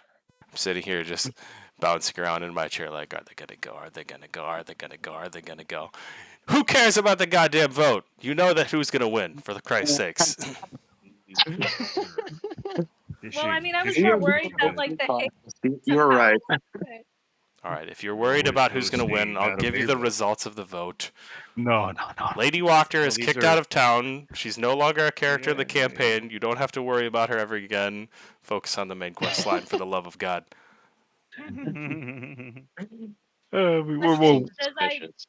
Question: Does Irina and Ismark come with us, or do they stay? Irina and Ismark will definitely be transported with you to Ravenloft upon the party's full willingness to go. Oh yeah, let's do it. Mm. Let's do it. Let's do it. All right, 5 minutes. Gotta go get some I'll more be gin. back. 5 minutes. Yep. Everyone's been putting this off as much as they could, but it's got to happen. Dear Lord, it's supposed to happen like Damn session. it! I hinted this 5 weeks It's ago. supposed to happen like right after the death house. For the love of God. That is, Oh, that is true. you literally That is have true. gotten 2 invitations from him at this point. But wait, I want to go I didn't shopping even first. remember the first one. Yeah, I know you Wait, did. I wanna- That's because it happened in session 3. Yeah. I want to go shopping first. Yep. That's kidding. I'm kidding. You are you are Gan you are transported out of the realm into a place where you could shop all you want. I'm gonna need you to roll 4d6. No. Take out the lower one. And we'll never see Tarok again. No. Yeah, the plane of shopping. You can shop as long as you want, and you can never leave. And Strahd is the vendor at every stall. I'm just All kidding. right, gin for real this time. No, you guys can absolutely stay there until the vote if you want to. You would see that the vote that is cast was a landslide in the favor of Ismark. And there's not much brewing in the town after this happens besides Ismark starting to make good on some of the promises that he was talking about. Immediately, he himself rolls up his sleeves and starts some stonework on the damaged buildings that were messed up in the fight between you and the vampiric fiends. Rebel ready projects. It's kind of like and in the meantime, back at Valaki. Meanwhile, back at Valaki. Damn, I really thought things would have gotten bloody. I mean, there was that possibility, and I think that's what we were all worried about. Ooh. I'm so glad I passed my personal wisdom save. Didn't shove that locker. It would have caused the blood. Yeah, we I- would. I would have been the blood one. bath. Oh my god. Yeah.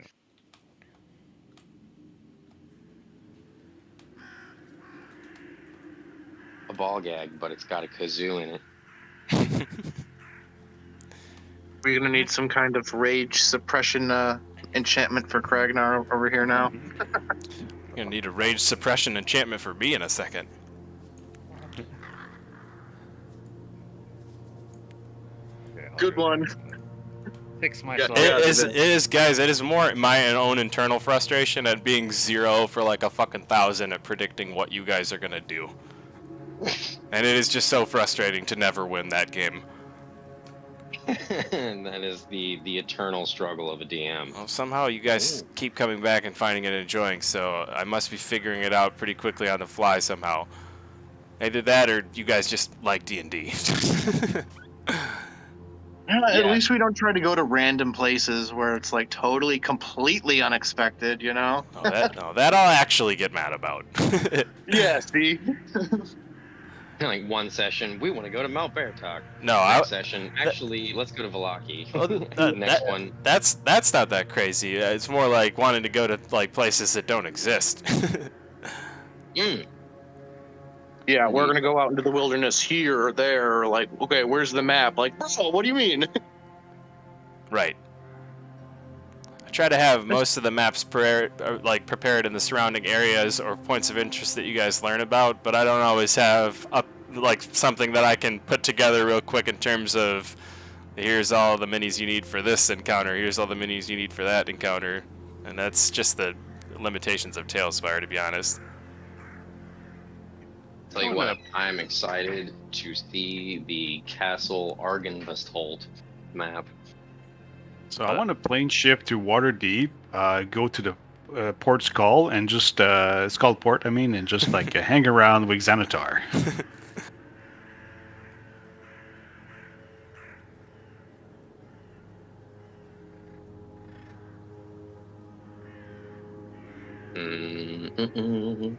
This freaking Castle Ravenloft map is probably gonna be sick as fuck. I don't know what you mean. I'm pretty sure he's done no work at all on it. It's not one of the main pieces of this campaign. It's just an empty shell. It's only a model. It's a theater of an image of the mind kind of area. That's right. Get ready to turn your imagination on. The mist envelops all of you while you're still in Valaki. And as they enclose in on you, for a moment, you feel that suffocating sensation that they gave you when you were out in them, or when you came here for the first time. It passes after a moment, and the mist begins to dissipate all around you. Though the setting you're in now is very different from where you once were. Your friends and companions are still around you. However, you are standing just in front of a large drawbridge that stands in front of a gloomy-looking castle.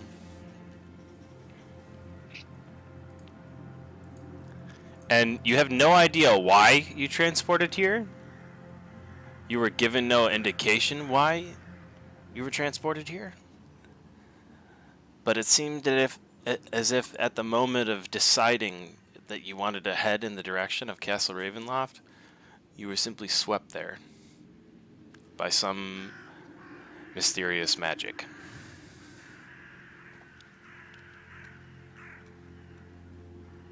What just happened? Well, that was disconcerting. What a peculiar sensation. I guess somebody wanted us to get to dinner on time. Seems so.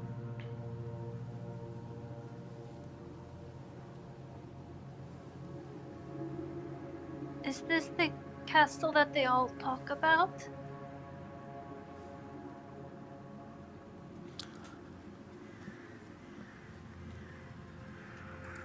This is it, all right, says Father Albright. Castle Ravenloft. It is the same. We've only spied it from afar, but yes.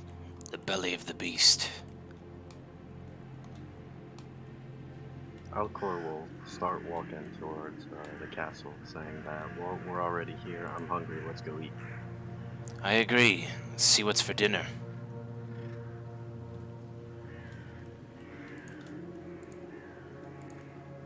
Could I stay close to Irina? Yeah, you and Irina will be linked in tandem. And Ismark not too far behind. Yeah, they're always going to give an appreciative nod to Imelda.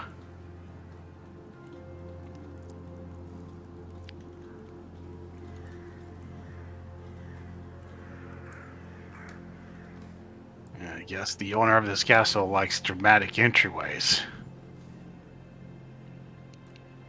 really long. I don't think that everyone was summoned here. Uh-oh. Am I missing someone? I'm I'm stuck in only the place between boards. 6 icons.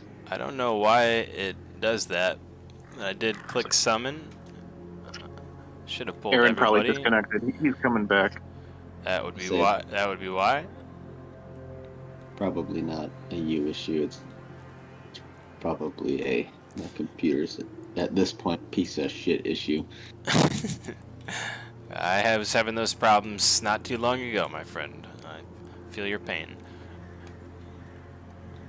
Are you able to move your mini around, Artemine?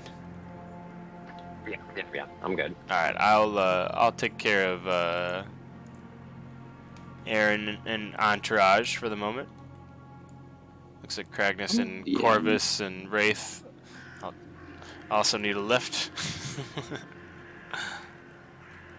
I guess we're ignoring Stavros and Argus I'm at the front. hopping on the stream. They might not be back Yeah. from break too. They might have just thought that we were still on break. So let's give them a minute while you guys get to the drawbridge here and up to this double doors.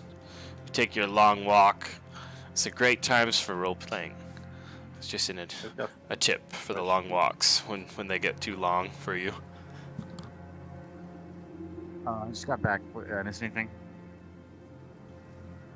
We arrived. Okay. We have culminated. Ooh, wow, there's the castle. Oh, let me zoom out, in? This is a Okay, that's fucking huge castle. Yeah. This is gonna take all of my skills at the green slider, I think. Oh yeah.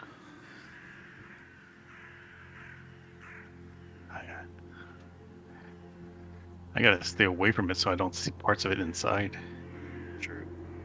Gotta discover it in its entirety at the right moment. Also, Melda makes sure that she like has her like elvish ears covered. Yeah, I think the lord of this place has his own long ears hanging around. There's even a few crows around the castle, I get. I feel like as we begin to approach, as we get closer and closer, Artemine's lantern begins like beaming brightly. Very bright. The brightest you have ever seen it, actually.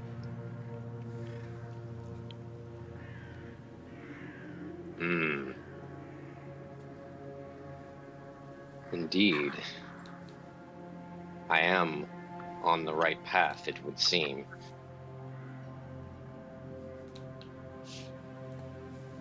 Now, I hope this is not sunlight, because I think this is pretty frowned upon here.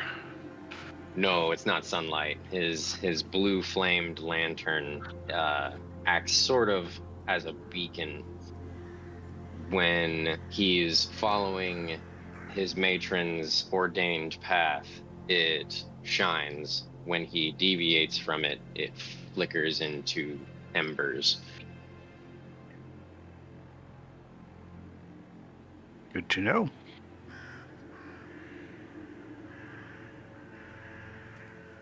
Corvus remarks, portents of nature are a lot easier than that to understand. And he winks. I don't know. Hot and cold seem to be pretty straightforward. Yeah, but I don't have to carry around a lantern. Good point. Weight I happily carry.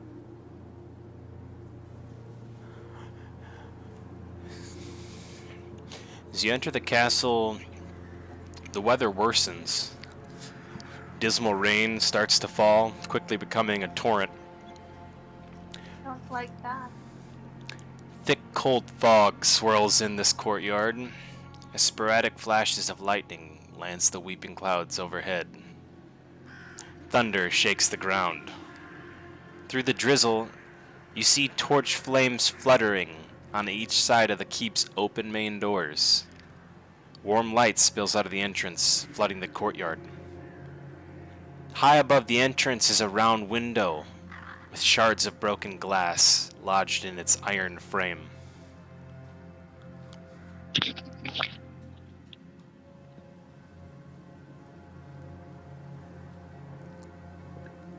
I guess we're meant to take refuge into this house then. Imelda kind of mutters, "My mother is going to kill me if I ever see her again." I suppose we should just enter. Does anyone know about medicine for a clan? This looks like a place to find.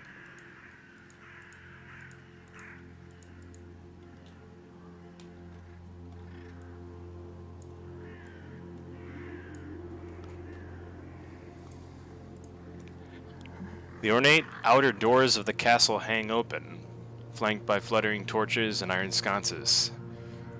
20 feet inside the castle is a set of doors, but you see a man standing there. "Welcome, travelers. We are well met once again. I believe we met on the road outside of Barovia." He nods to a couple of you. This is the Dusk Elf that you saw just immediately after exiting the town of Barovia, for those of you that were with us at the time. Some of you were not. "I am the Chamberlain of this castle." He looks up at the great, brilliant structure. "And you are welcomed by his Lord Strahd von Zarovich to dinner."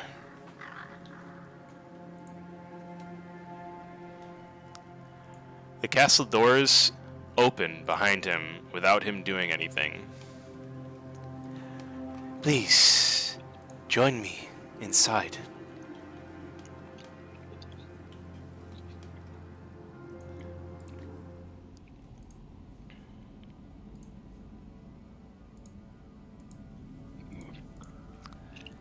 We are most gracious for the offer from the Lord of the Castle.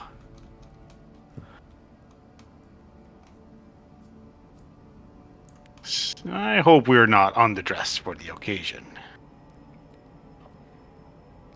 He looks each of you up and down and sees that each of you are properly attired.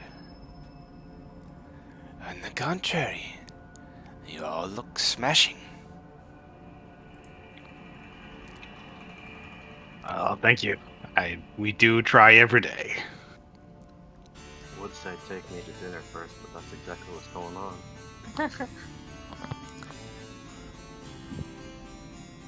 Cobwebs stretch between the columns that support the vaulted ceiling of a great dusty hall that is dimly lit by spluttering torches in iron sconces.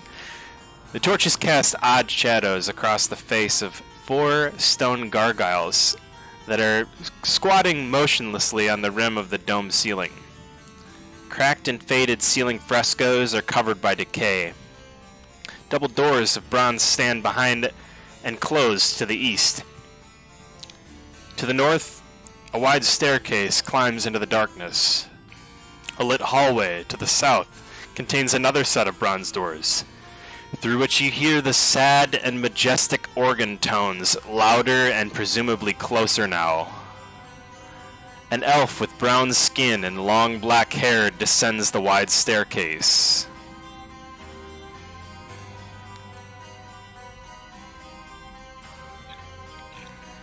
As you see another image of Rahayden, exactly the same as if you were a twin. "Well, don't waste any time talking to us. Please, head inside.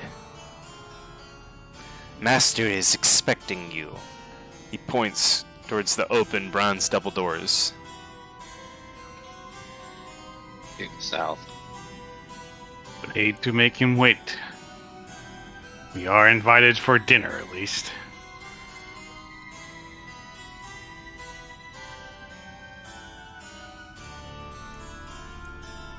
We're not hungry. Just turning towards those bronze doors, Terok, his feathers just stand up, like almost poofing up, like betraying his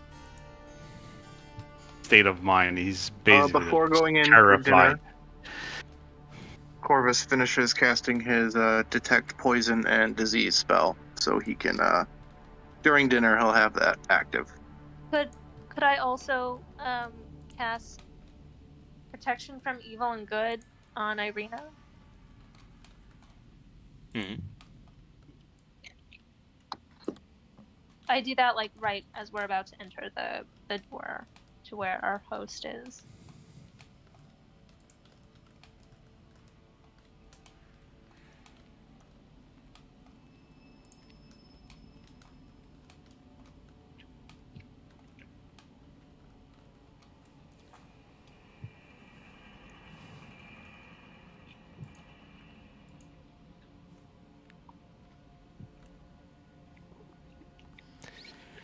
When you enter this room, you see 3 enormous crystal chandeliers, brilliantly illuminating the magnificent chamber within. Pillars of stone stand against dull white marble walls, supporting the ceiling. In the center of the room, a long heavy table is covered with a fine white satin cloth. The table is laden with many delectable foods. Roasted beef basted in a savory sauce, roots and herbs of every taste, and sweet fruits and vegetables. Places are set for each of you with fine, delicate china.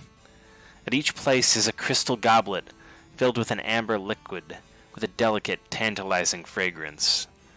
At the center of the far west wall, between floor to ceiling, stands a massive organ that looks to be custom crafted.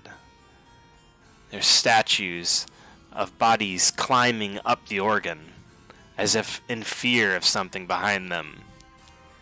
At the center of the far west wall, its pipes blare out a thunderous melody that speaks in its tone of greatness and despair. Seated at the organ facing away from you, a single caped figure pounds the keys in raptured ecstasy. The figure suddenly stops, and as a deep silence falls over the dining hall, it slowly turns towards you, revealing the face of Strahd von Zarovich.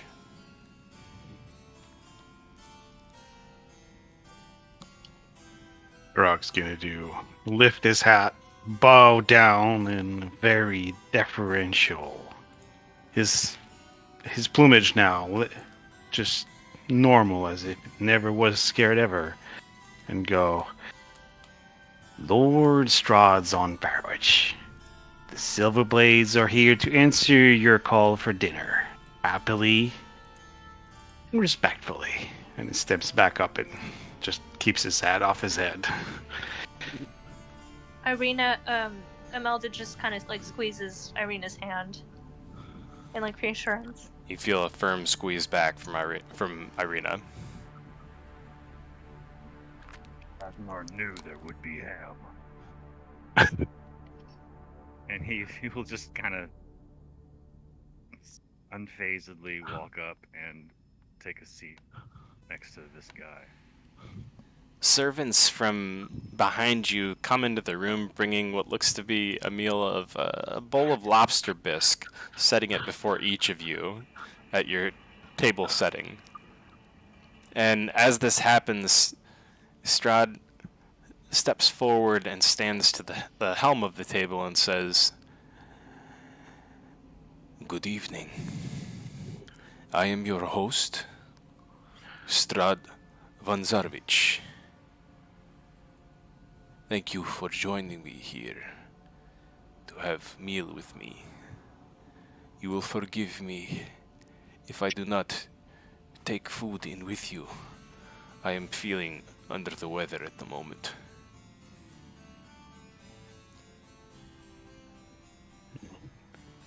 Of course, no action, no offense taken. Of course, we are ever so gracious for the offer and the meal. Of course. Please, dig in. He gestures to all of you.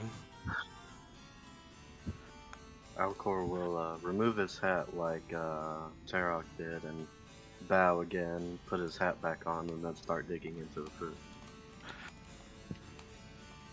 Artemine has been staring directly at Strahd, and only Strahd, since he turned from the organ.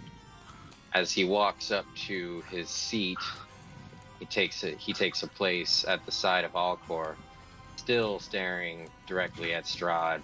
He lifts his lantern and sets it hard onto the table before he takes his seat. You see the crystal glasses shake and the liquid within them vibrate within the glass as you do this. Strahd takes notice of this as you sit down, but does not speak on it.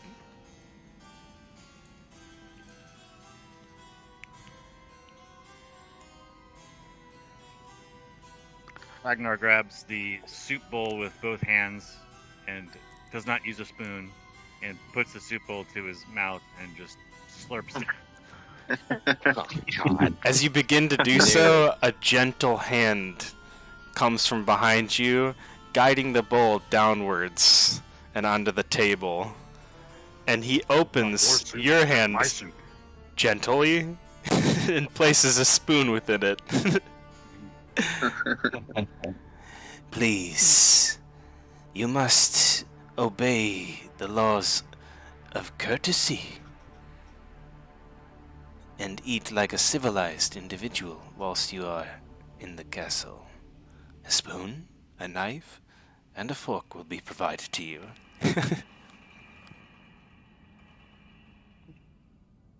Contrary to Artemine, Tirok is actually going to look at the other guests from the other people from Lord Strahd's entourage and look at how they're reacting to our presence. Strahd is looking comically at Kragnar eating his soup in this fashion. It is okay, Raiden. This is his manner. Let him eat in comfort if he prefers not to use the utensils provided him. He nods at you, Kragnar, and so far, Strahd's demeanor does seem welcoming. Yes, I give him a respectful orcish nod and some sort of a orcish word of courtesy. You get a "you're welcome" in your own language, and from Strahd, and Raiden simply bows and says, "Master," and backs up from the table, resuming his position standing behind the table. Ragnar would be visibly surprised and impressed at the use of the native tongue. Imelda will Is his accent good too? Oh yeah, he nails the accent. He could have sounded like a cousin. Damn. That's impressive. also like Imelda will kind of like sometimes glance over at like Rahidin's direction and just be kind of perplexed to see a dusk elf. Every time you do, he gives you a toothy smile. Like Yeah, Corvus was weirded out by that dude too. Imelda is a dusk elf as well, right? Yeah. Okay. But she's hiding it.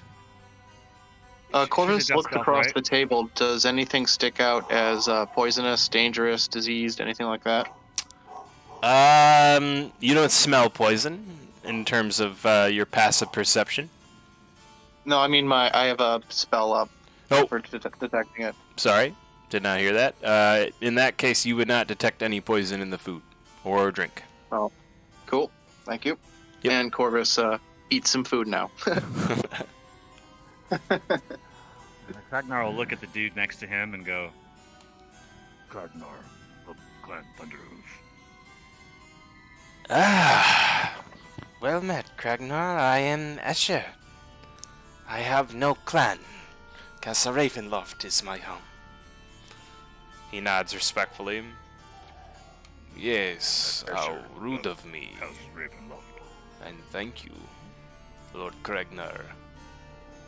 I have not introduced my family. This is Escher. He points to the man with red hair standing next to Kragnar. Ludmila. He points to the dark-skinned woman with mysterious eyes and beautiful red lipstick. He points to the woman on his right, striking red hair and eyes so green they look like the most lush thing you've ever seen since entering in Barovia. Anastasia. And finally pointing to his final companion, the dark-haired, pale-skinned Volenta. My bestest and most closest of kin. He looks around to all of them, and they just sort of nod at him with love and respect, like a family would, sitting around a dinner table about to, celebrate a meal together, thankful of each other's presence.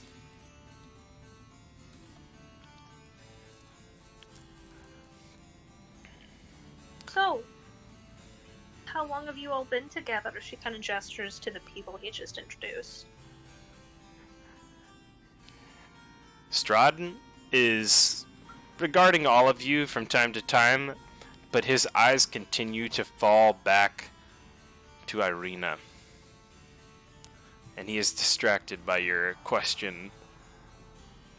I'm sorry. What was that? Your companions that you say, how long have they been your companions? Many years. It seems as though they were born to me. What does that mean? It means what it is. He looks at you as if to not understand your confusion. You gave birth to these four? You? In a way, you could say such. They are not my comrades, as you said, but my kin. However, I am not their father.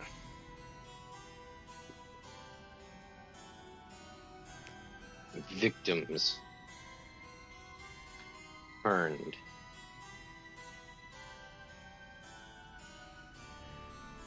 Strahd raises an eyebrow at this.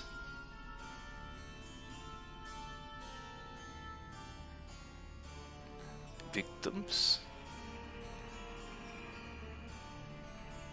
Do they look to be here under restraint? Everyone in this land knows that power and profits are enticing fruit. Victims nonetheless. And you will also know that everyone in this land, if prisoner, is not prisoner to a master or man or beast, but to these lands themselves.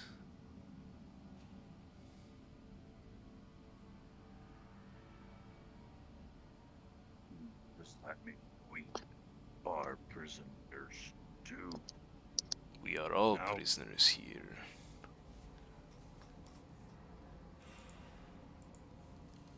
No way to get home? He considers this question. Can I insight check him? Absolutely. And what are you looking for? If like he's like lying about or like trying to withhold information about people being able to leave. All right. Go ahead and roll an insight check. Oh no. Dirty 20. He is not lying.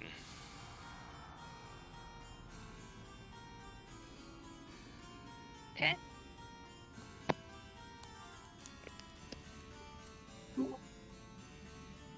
So, when you say everyone, do you mean that you're also trapped here? I am here with you now, am I not?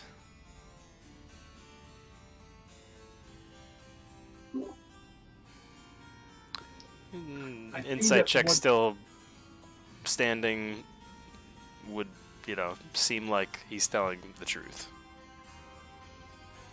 He is stuck here, you are stuck here, we are stuck here, everyone is stuck here. But it wasn't always this way, was it? No. It was not.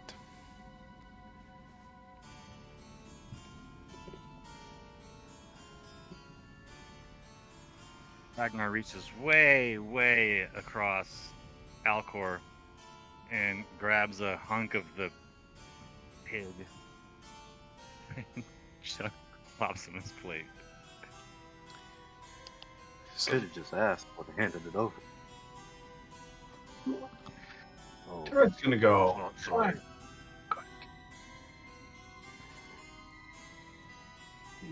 My good lord, we have met before. By the way, sorry if my sound sounds weird. My headphones died, so I'm using my microphone right now.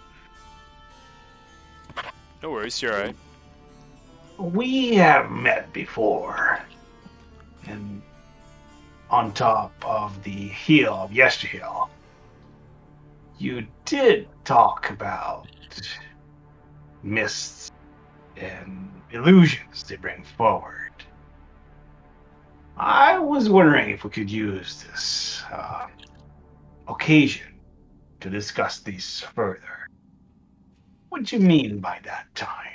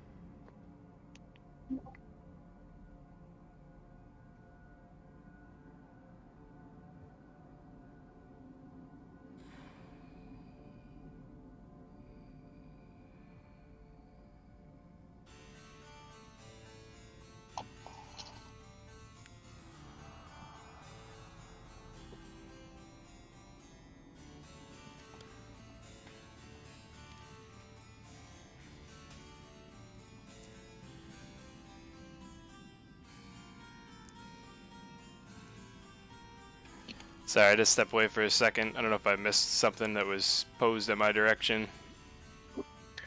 Yes, I was asking the Lord Strahd if he could continue his thoughts about the mists bringing illusions in these lands. About how what we were looking at where nothing was real. You were also asking about Yesterhill, right? Well, yeah, that's what I think. The microphone is not great.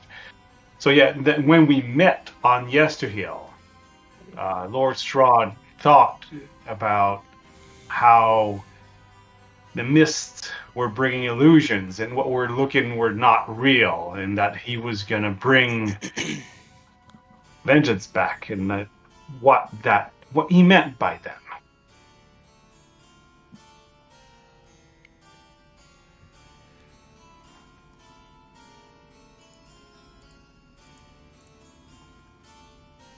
Sometimes I wonder how my life would have been had I not been the firstborn.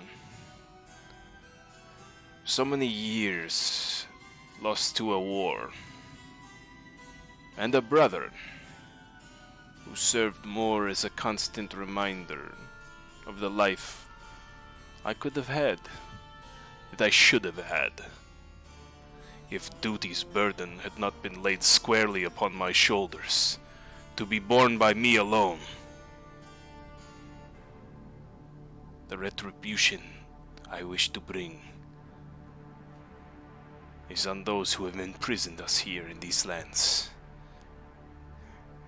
I offer you a proposal. You are of powerful nature, and have achieved great things in such a short time here. I believe at a time you may become ready to be the Dark Lords of this very land, freeing me of my duties and allowing me to be free of said prison.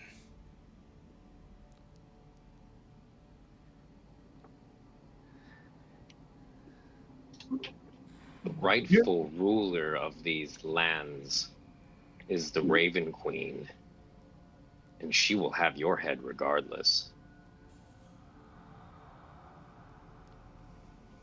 Oh, that seems presumptuous and a bit quick of judgment.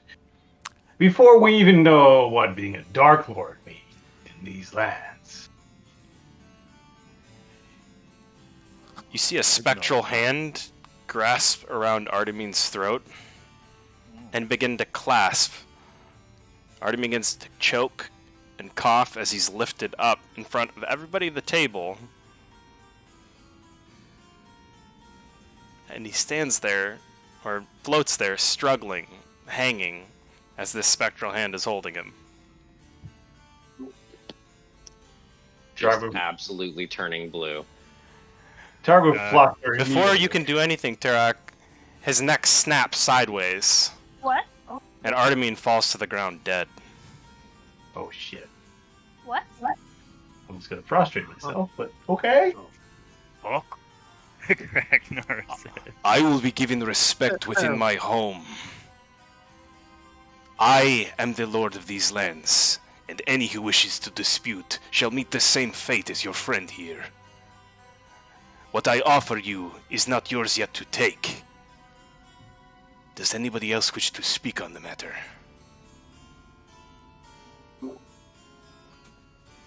Speechless and staring at Artemine. Is he okay? Oh, he's not moving. He is very limp.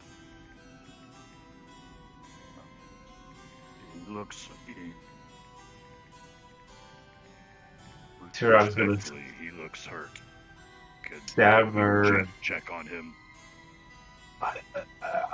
We mean no offense to you, Lord Strahd. I don't think you're gonna hear anything else from any of us that's gonna be disrespectful. And Tarak's gonna shoot a quick glance to everybody from the Silverblades at the table, telling them to shut the fuck up about being assholes to him ever again.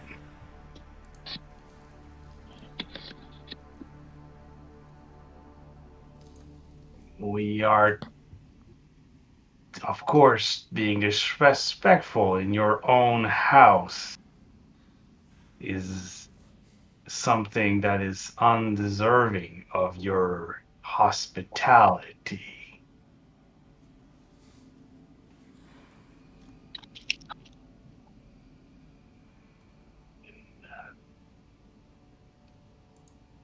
Again, I would ask my question. What does it mean to be a Dark Lord in these lands, Lord Strahd, sir? To hold ultimate power over the domain. Are you a fool? Perhaps you are not worthy of such things I offer you. Oh, well, I thought that you said that we weren't ready to be given what you were offering, correct? That is true. And forgive me, I've never been to a dinner such as this and with quite so grand of a venue. But is it customary for the host to kill its guest?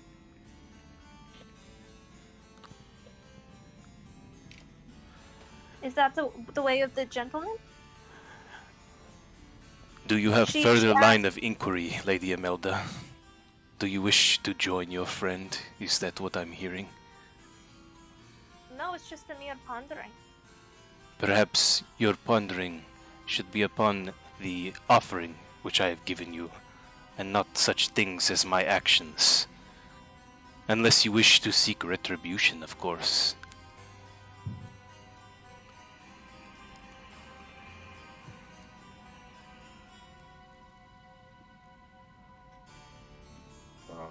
Kragnar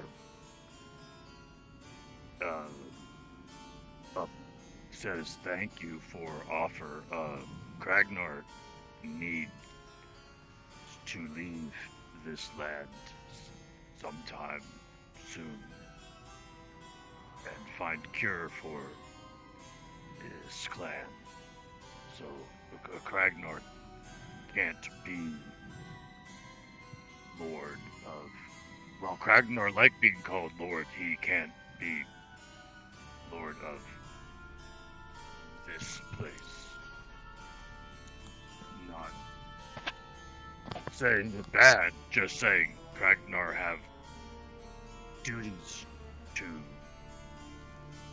clan and to father. He tries as diplomatically as Kragnar can, which is interesting to you guys because Kragnar probably would bow up to most people, but not right now. I understand As- this is not a quest everyone would be willing to take upon them. As I said, it is at the moment merely a proposal.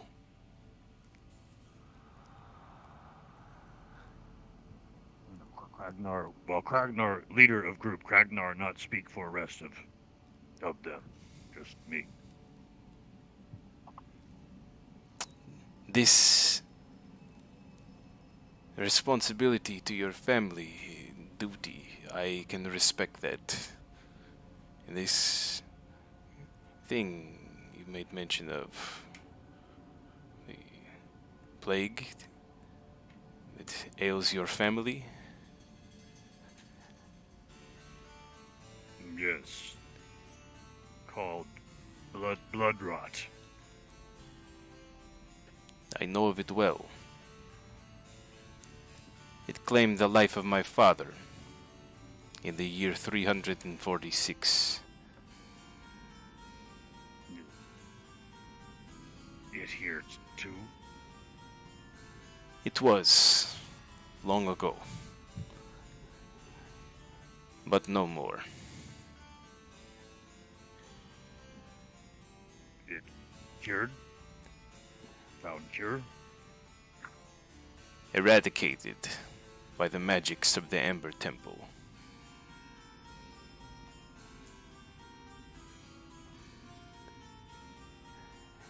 You see, my reign has not always been one of terror, he says, gesturing towards Imelda. She kind of narrows her eyes at him a little bit.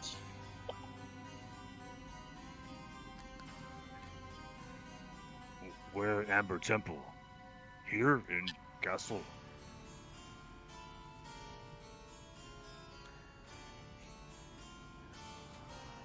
It is You're not there? for me to tell you the location of such a place. Those who wish to seek knowledge, this knowledge, must seek it elsewhere.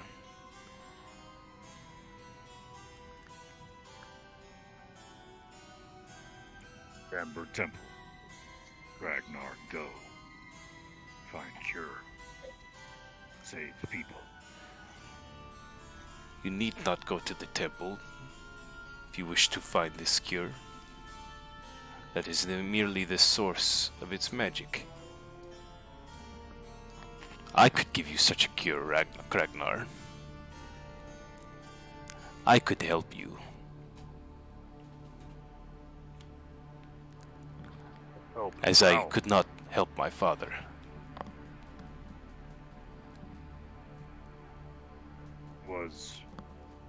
Were you close with father?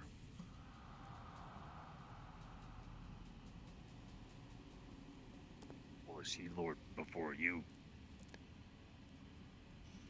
He was. My father was king of these lands.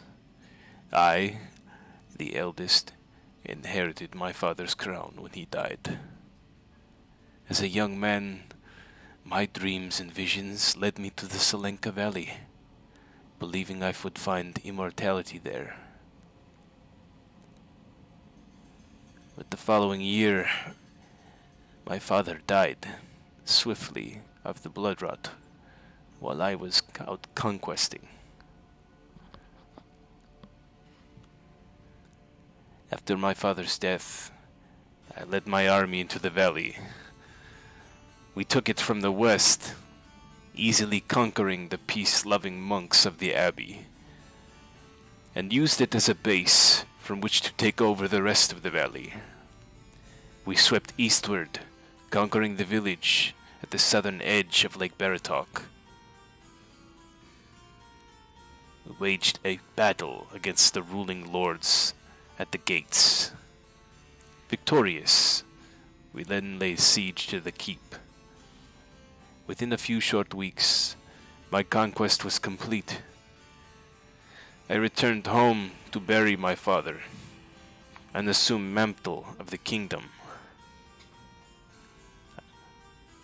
It was at this time I began to research a cure, wanting no one to ever suffer the same fate as my father.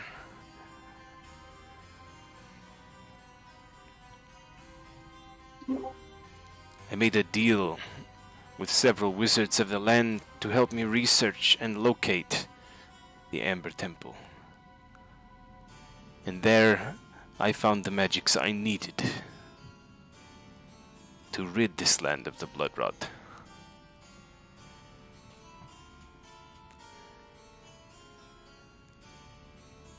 What happened? It was distributed amongst the people. A small but simple cure spread through the mists.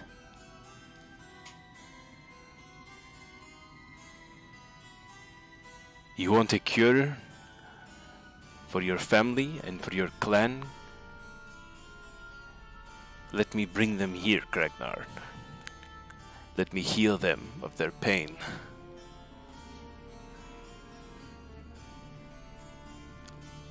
All I ask in return In mists? is for you to consider my proposal. If Kragnar looks across the table and sees Corvus, he'll see Corvus shaking his head. As would Aaron be. Just And locked. Yeah, Melda has worried eyes for Kragnar. Yes.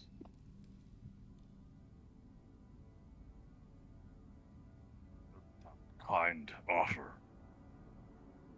You have magic cure, or is cure in mists and mists alone? He smiles at you. Perhaps more, should you consider my proposal. Ragnar gives a "I'm considering your proposal" face and grunt. Oh, almost forgot. And he turns and faces him. Ragnar understand burden of being oldest son and having pressure of looking over for father. I am sorry you went through this too.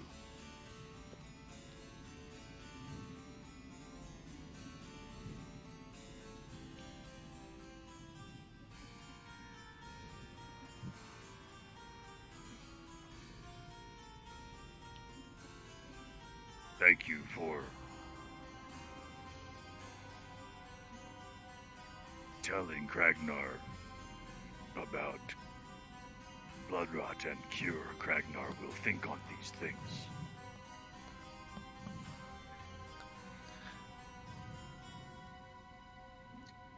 May the words serve As you well, the- Kragnar. As the conversation carries on and Artemine's body grows cold, his lantern, which was once so very bright, upon being set down on the table, begins to dim until all that remains is but a single, almost imperceptible ember.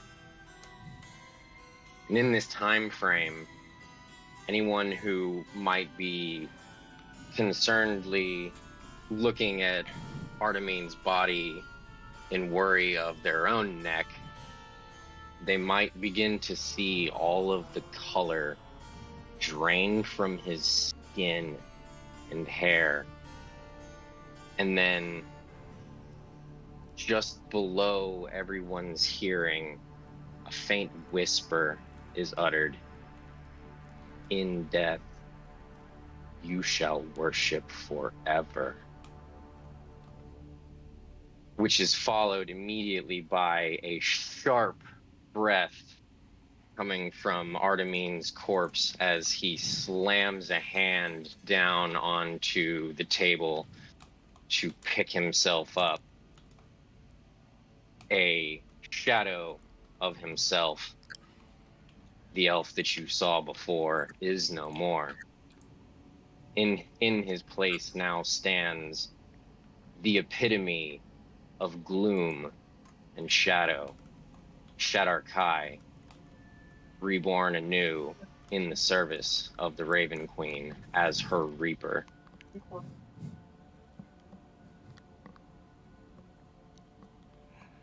You see, my lady, he says down the table to Imelda, not all things in Barovia stay dead after dying. Whoa, hardcore. My face looks different.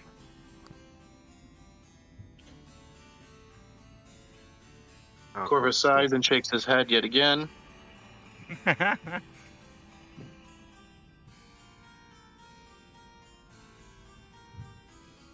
Mel just looks away from Strahd and just doesn't make eye contact with him. His Artemine eyes is fall just once again to Arena. Breathing heavily, so heavily, staring straight at Strahd, but not saying anything. Corvus looks over to Artemine and says, "Silence, Shade. Sit down, or do you want to die a second time?" I guess now our guests have learned a lesson. That hearing sometimes is better than speaking. Not entirely. I think Aaron would pipe up about this time and say to Strahd, "You offer us complete dominion over the land, yet this does not seem to be something even you yourself possess. You seem no more able to leave than any of the rest of us. The mists abate you, and there seem to be undead roaming the lands unchecked. How is it you can offer us such a thing?" You find you are doubting my words, Aaron. Let me assure you that I tell no lie. The dark powers hold their will over me, and I am not allowed to leave this place. If I could, wouldn't I? And if you do not believe in the dark powers, then ask yourself. You know about them all. You have the gift within you, but you have not used it yet. Tell me, have you decided which of them you are going to betray to seize that final bit of tremendous power? Strahd chuckles. So what do you say? My power? My seat given freely to you all? In exchange for freedom and life? Life. Imagine all of the lives you will save. But please, do not give me your answer now. Think on it, and tell my servant Rahayden when you have your answer. Strahd bows his head, and his form ripples and fades out into nothing, as if you were never really there. Because he wasn't. I never got to ask about the ham. Yeah, present enough to kill one of us.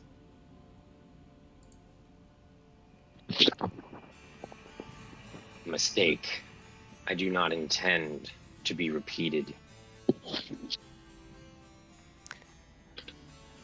Corvus again sighs and looks at the abomination that is now Artemine and asks, do you even want us to do anything about this, your current state? I have been graced with a second chance. You need not do anything. All right, that's a no. Great. Your hair almost all white now. It would appear that me and you, or you and I, are the same now, Artemine. In a manner of speaking, I assume. In the fleeting moments as my life was leaving my body, the Raven Queen came to me in yet more visions. She forced upon me all of the memories of my heritage. And I understand now why she was so ireful with my great-grandfather for breaking his pact with her. This man is a monster. He must be snuffed. Question. My great-grandfather was given the order, but he backed away. I will not do the same. While I can be empathetic to your thoughts at the moment, should we really voice them in presence of our current guests, even though our host has left for the night? Perhaps hospitality and rules and just matters should be maintained at the moment. Thralls, the lot of them. Imelda looks towards like the people that were there before they arrived, and she asks them, does your lord typically enter and exit so dramatically? You do not receive a response. Corvus looks at Imelda and says, I am sure he does. He does seem to have an air for the dramatic. And sorry, what does your relationship entail to the Lord? She looks at all four of them that are at the table. Corvus holds up his hand and tries to stop you from that line of questioning and says, we can talk about that later.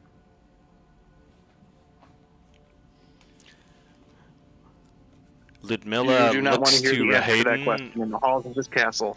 and, showing fangs, says to him, "May we be excused from dinner now?" Rahaden nods without answer, and the three ladies in white dresses and extremely high 10-inch heels Oh God, yes. walk out Love it. of the dining hall without any other report. They do not any make eye of them contact with seem- any of the party members, nor do anyone they seem make to any Ragnar? comments. Anastasia, maybe? She's checking Kragnar out. None of His arms out. no- He's trying to flex a little bit. none of them seemed remotely interested in Kragnar. Asher was remotely interested in Kragnar, and he does not leave the table. Asher remains. Dang it. You will have to forgive my Okay, do you like a sisters. They are short on manners and have absolutely no table manners. You should see them eat, he says, looking at their untouched plates and smiling. And as he does so, you can see that he also has fangs. I apologize.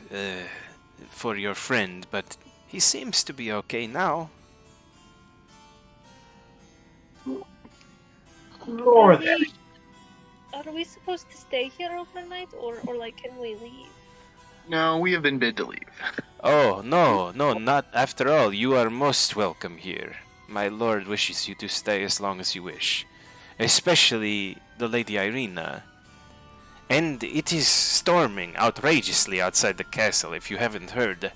It would be best not to travel. Lord Asher, maybe you can answer my questioning. Have you ever heard of a man named Valis? He's a swordsman of great renown, I believe. Seems to have vanished in these lands.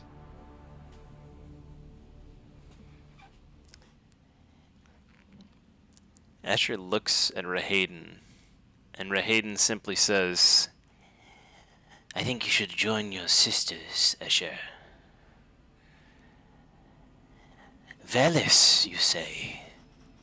Asher simply nods, a reluctant nod, finishes the rest of the red liquid that is in his glass, and steps away from the table, nodding at Rahayden as he does so.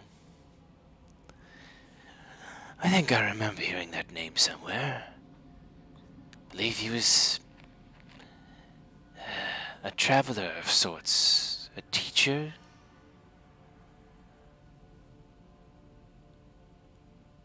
Am I mistaken? Oh, definitely. He was, as you say, a great teacher. Someone who loved to take people under his wing, as a figure of speech, of course. Ah, I do recall the name. We have had many guests here in the castle. Perhaps his name falls among them. Allow me to search over some of our previous guest lists, and I will return to you with an answer. I would be most gracious, and would also let us ponder upon the offer that was made of us. How long have you been with Lord Strahd? She asks Rahadin. Hundreds of years. Since Strahd was but a boy.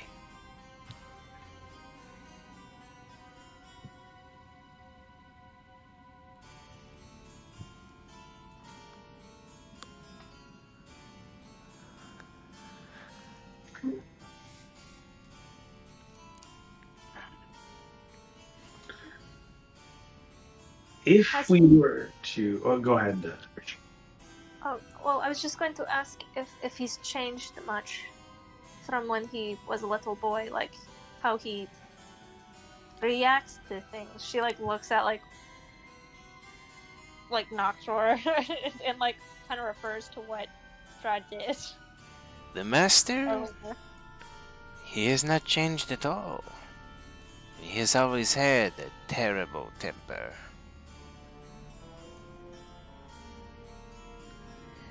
Only worsened after the death of so many loved ones. His father, his mother, and of course, his own brother. All of his loves have died tragically. Speaking of his brother, he talked about conquest and returning to take his rightful place as the lord of these lands. But he never spoke of what happened, brother, that would let him take control over these lands. Well, he said he did speak about his brother being gnawing hair instead of him.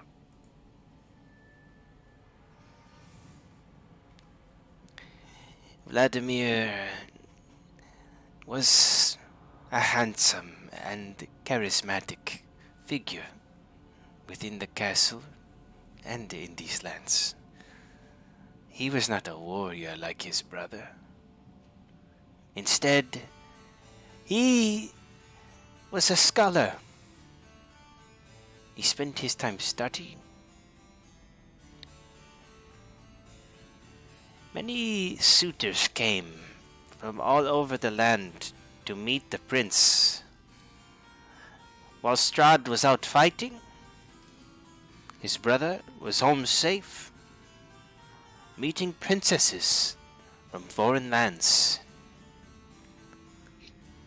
One day, a beautiful red-haired lady by the name of Tatiana graced my prince with her presence. He, like many before her, was able to sway her to his heart. And in doing so, gained the ire of his brother, who upon first sight of Tatiana fell in love with her. Strahd came home from a warring conquest to find his brother engaged to the beautiful Tatiana. Reclaiming the helm of his father's castle, he thought to himself, why now, as a ruler of these lands, should my brother have all the things I have not for all my life? He delayed the wedding for as long as he could, but the lovebirds were desperate to be wed. And in secret, they conspired to be married within the castle under the nose of the king. Strahd, of course, found out about this, and his temper, if you thought tonight was bad,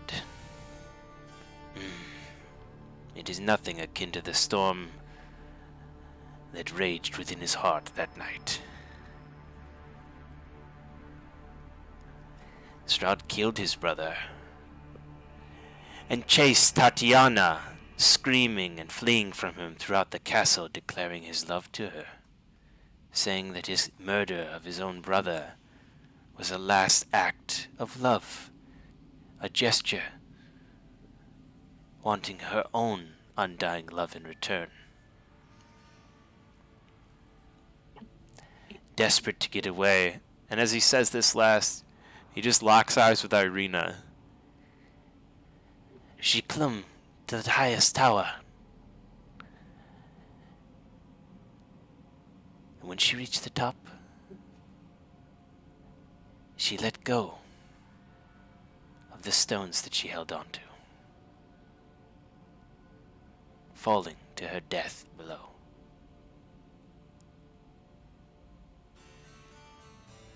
That's not twisted.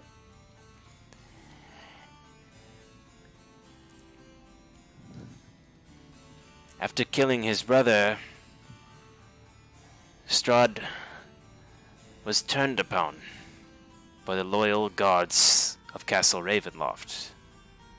A king having murdered a prince, an unholy act, and certainly an act against the Morning Lord.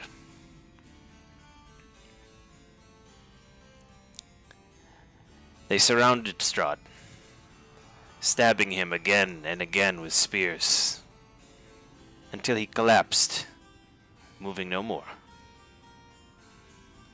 But my lord rose back up, and slaying every soldier in the castle, killing all of his own men, who he had led into battle just nights before.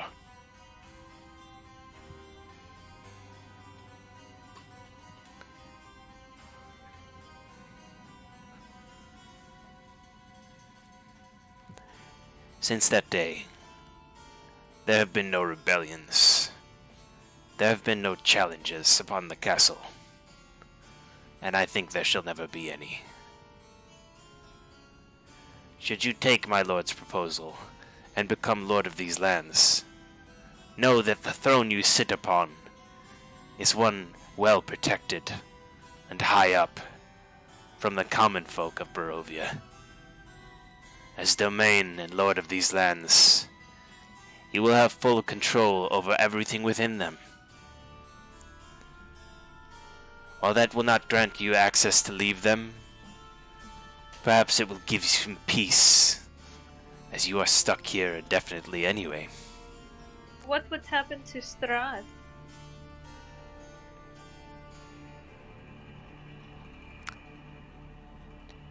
A way out.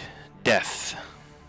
He would be able to fade away into the mists.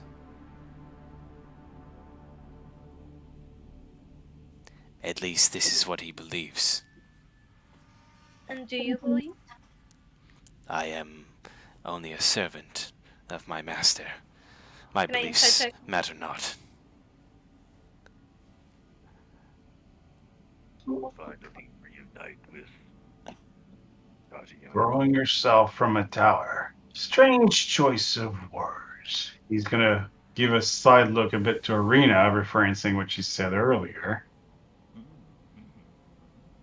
But then go, thank you, Lord Radin. I believe we have some talking between us to do now. Unless somebody else has questions for you.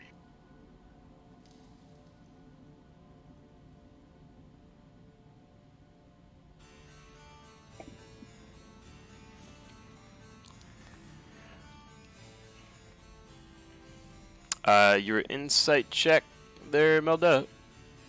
Oh, I didn't roll anything. Yep. Should I roll? Yep. That will help in deducing what happens. Ooh. 30. You sense that Rahayden, while being withholding, I guess, with the information about his own personal beliefs, has mixed feelings on the subject.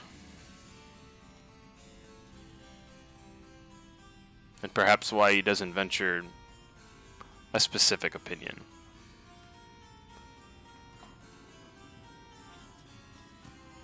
Okay.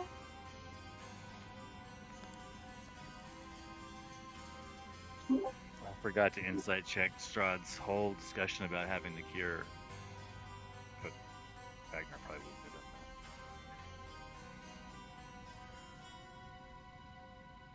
done Well, I'm going to pose that question to you, Lord Rad.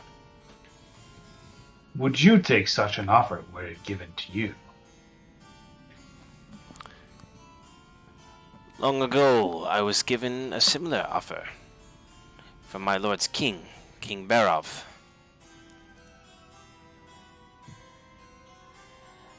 I betrayed my own people to join the king. I would serve loyally by Strahd's side until my last breath.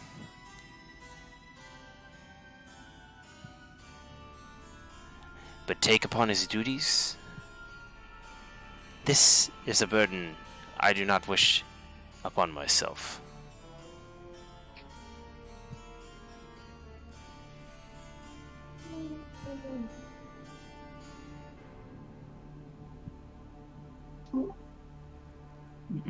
Thank you very much for your insight. Yeah. I believe I know my answer. I don't know if anybody else has anything else they wanted to discuss. Well, I do have another question for you. Are there others like you?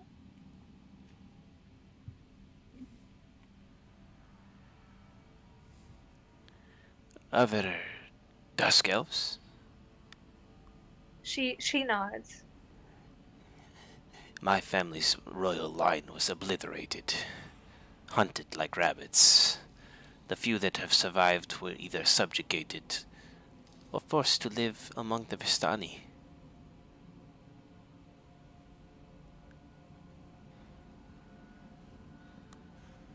Your royal line? Yes. My blood is of royalty.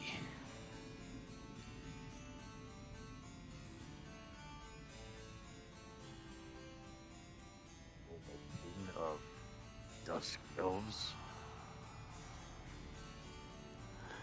I'm sorry, I didn't hear that, John. So I heard Dusk Elves.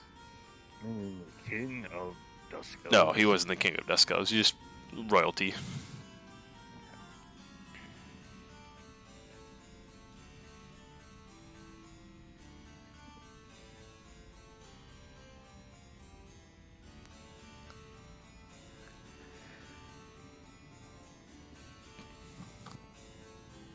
Melda just kind of looks away from him and just kind of. Go ahead. That's right. No, go. Oh no, no, I was just gonna say like she just like looks away from him and kind of just focuses on like Irina's hand.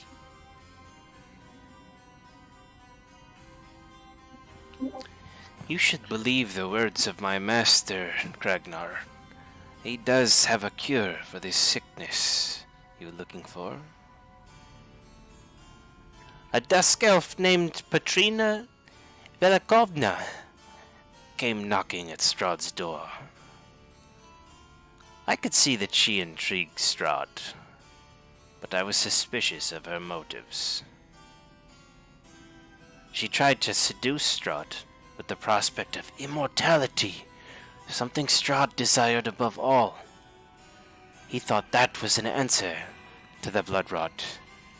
But she told him of a vault of forbidden lore called the Amber Temple, where the secret of gaining immortality was hidden.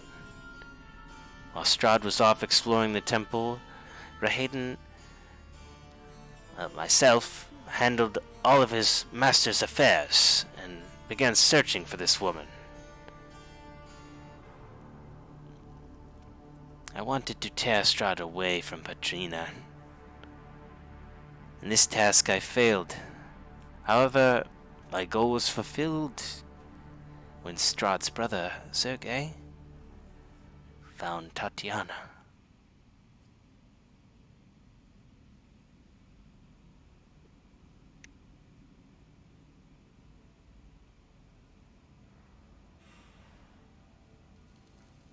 What happened to Petrina?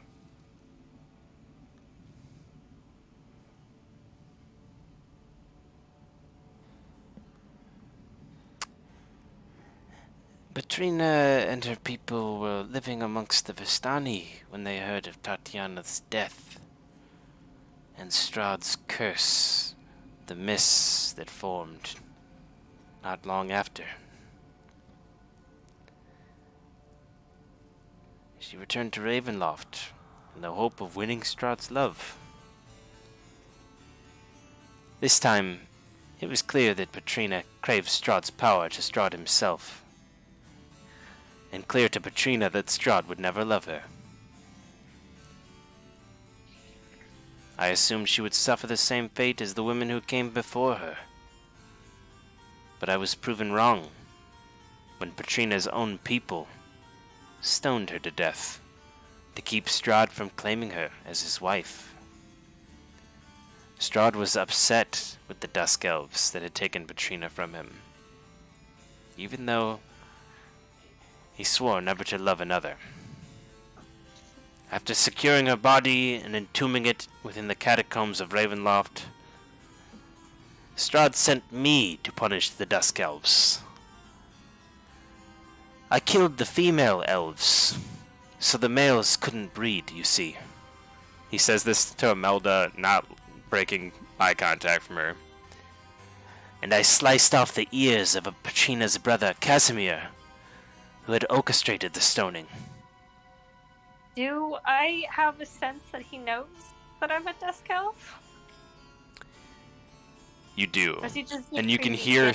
howling screams of countless men and women in your head all of a sudden.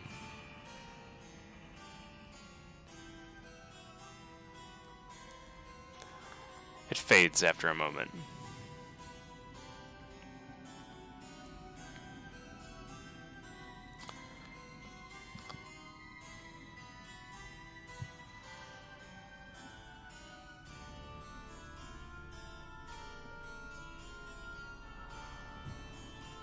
Mel just bites her tongue.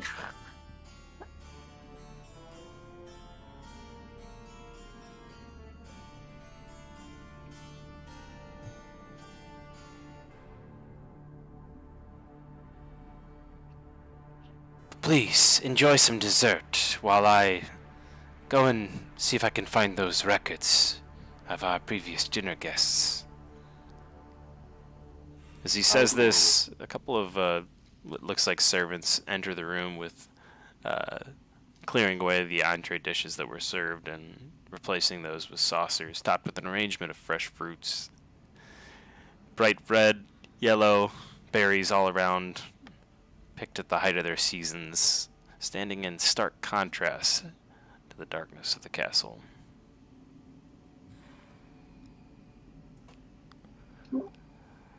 Turok barely touches his plate and will not even attempt to touch this dessert, but does nod at Rodden as he leaves. But looks not good. Can we leave? I don't think this is the right time to do so. Mm. At least until we give an answer. That's for sure. Well, I know my answer. So we have to answer now. We can't. An answer of answering later probably is an answer. Still need to give one. You know where I stand on this. Yes, and we know where you ended up for answering too soon. Glad to see you back, by the way. Let it be a cautionary tale. You will likely lose your life, no matter the answer. So it's best to go down fighting anyway. You get an eye from Tara going like, no shit, right?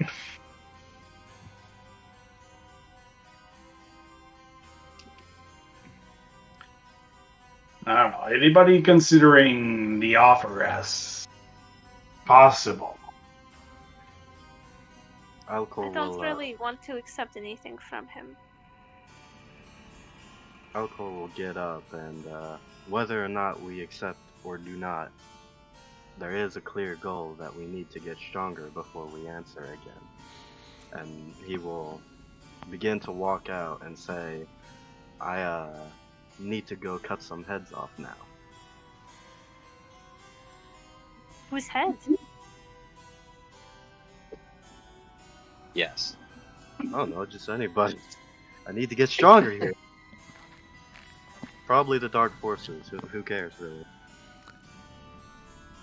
This would certainly not be the place for that. Absolutely, I don't want to end up like you.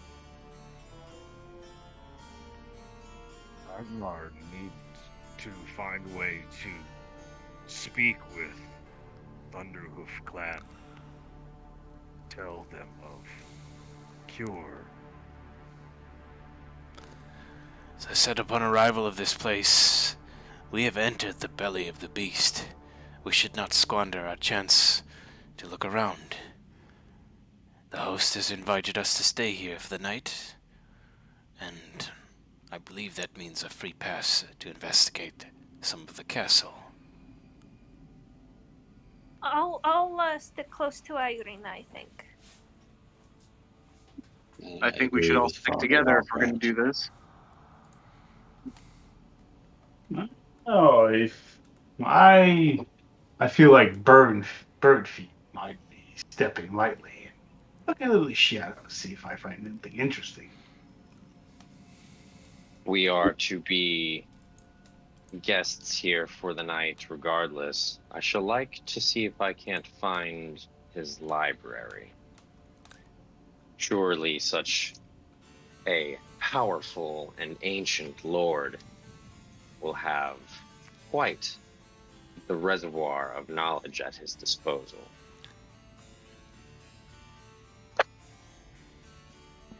Orvis just stares at Shadow Artemine for a second, unblinking, and then he picks up his sword with the scabbard in it, and he takes it and he extends it over the table and waves it through your shadowy form, and just shakes his head.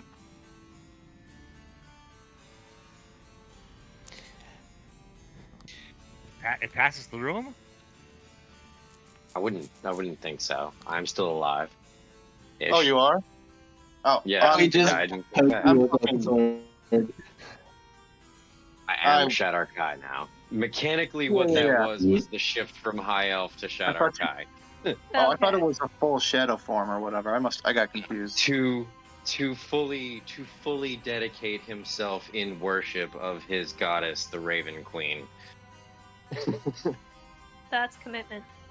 No, it was a just cool thing. Although Corvus thinks you kind of threw your life away there and doesn't like that, but So did the rest of the Raven Queen's followers. yeah, yeah, that's the only thing. That is part of the club. You gotta sacrifice your life. Yeah. And Come on now. Ragnar wants to You- know. whatever. Corvus, I'm just opinionated. so Corvus just poked him with a sword. Yeah, basically, you just poke me with your sword, and I Yeah, just I like was gonna look down say. and then back up. Okay, I well, was if gonna the say- sword actually touched you when I tried to do that, Corvus would be a little less upset. Aaron's He's- gonna say, Still maintain my corporeal form. Okay, all right, just checking. you know, in a lot Again? of places, that's considered rude. I'm pretty sure everywhere that's considered rude. Father Albright agrees with Aaron. At this point, I care little. Again from John. What's up, John? Oh, Kragnar would want to know: does the ham taste better, worse, or the same as Lady Wachters' ham? Tastes the same. It tastes Come on. it tastes the same. However, this ham is covered with some sort of strange seasoning. All the food at the table looks foreign to the lands of Barovia, and even the color of the ham looks very different. But ham is ham. It tastes like ham. Is it green? It's green ham. It is green ham. The eggs are green. The eggs are also green. Narrowed. And you guys are really mean. Yeah. Rhyme more. Do you think she like covers her like ears protectively, like the tips of them, and she's like, "Do you think Radin will try and, cut off my ears?" Absolutely not, my lady, he says as he re-enters the room, hearing you say this. Oh God. I would do no such thing. But kill you so that there can be no more dusk elves? I can't promise I won't do this, He says, laughing. I'm only kidding, of course. That was long ago, and those days are behind Can I me. insight check him? You I don't can. trust You can. Not funny joke. Oh, 17.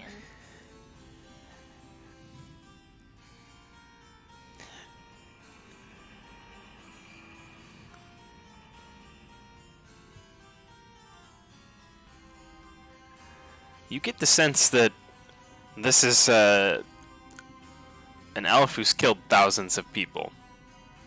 And would take no quarrel with adding one more to that list.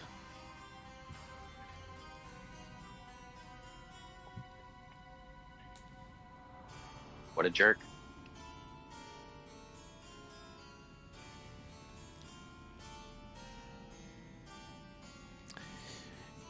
In any case, I have an answer to your question.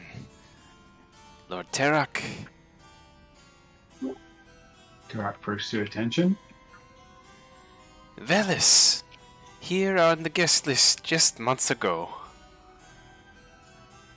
Though my records show he did not make it past the dinner, much like your friend Artemine the former.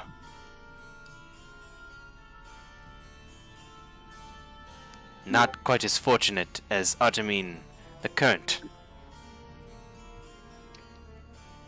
I mean the gray. Artemine the Grey. Artemine the White. I mean the white. Well, he kind of went from Grey to White. light to dark.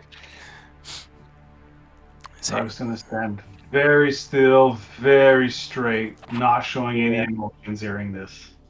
You don't get the suffix the black. That one's already taken. Mm-hmm.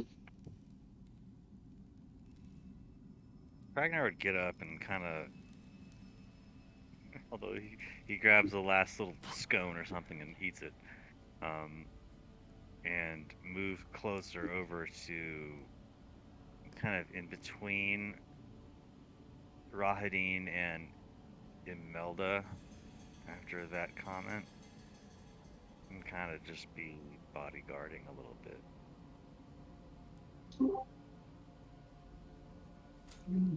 Shark's not going to Where do are- much of that. Where This gonna- are rooms where we sleep? We haven't touched your dessert. He looks down at some of the untouched plates. Completely untouched. So is Aaron's.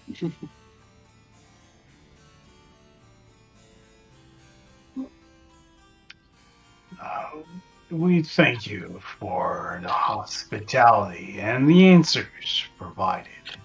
I hate to be the bearer of bad news. He smiles, a toothy smile, that says he loves to be the bearer of bad news. I was just about to say, something tells me otherwise. He just gets a baleful look from Terok for just half a second. Just pure hate. But just shakes it off. I guess some of us are not too hungry at the moment.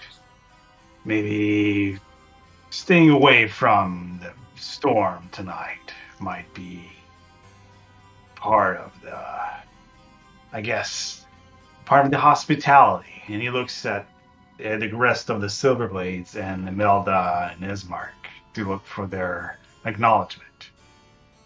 Perhaps one last bedtime story? Shall I recant the night that your friend came here? And why he fell under my master's fist? Just Terok's hands just kind of holding the spoon a little bit tighter than usual, but say, yes, please do go on. The people he traveled with. I remember now. It was Vistani that brought him here.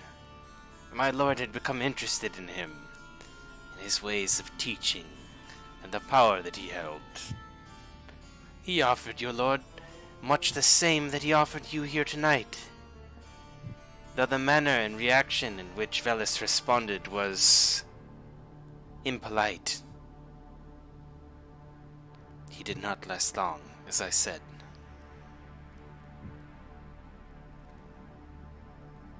I again must apologize to be the bearer of bad news. He smiles again. Yes, I can certainly see Velis answer to the answer in a less than tactful manner. Utter refusal.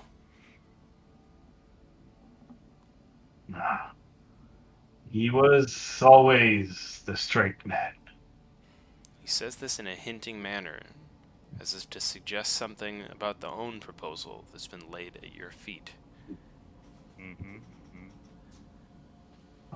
Sometimes saying direct answers or straight out refusals might buy you less time than just simply waiting and seeing what you really think about the offer. I won't lie, you may find people in this group who would seriously consider your offer. But do not think it will be easy to convince any of us. Take care with how you convey your answer, then. My lord does not like to be troubled with needless questions. Well, suddenly you don't feel so forthcoming. Why is that? Me? I've been as transparent as the crystal glasses you drink from. If you say so. Sir Rahadin has been more than forthcoming, I would say. What answer, or what question have I not answered for you, Lord Corvus? I have no desire to point out any inaccuracies in the details of your accountings. Just know that I've noticed some. Ah, the words of a man who has nothing important to say. Kragnar's eyebrows raised like, ooh, burn. Corvus Yeah. just smirks at the sea elf. Is Corvus the Dusk Elf, by the way? No, Okay. Fey elf. High elf Beladrin.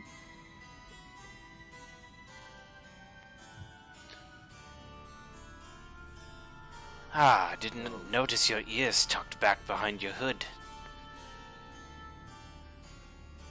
Forgive me.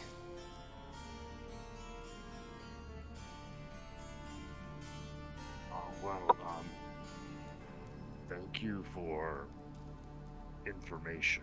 So you show us to where rooms and beds are, so we know where we sleep. He looks around at the group, kind of to get an indication of whether that was a premature question or not. The silence in So, the room Mr. tells Chamberlain. me. Oh, Oh, sorry. I just wanted to ask a quick question. We've been invited to stay the night here in the castle. Is there any chance that we have access to explore at least the entry halls of the castle and look around a little bit, since we have been explicitly invited to stay the night?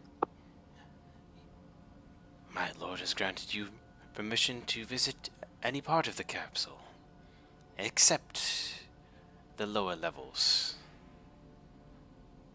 I see. Thank you for the warning.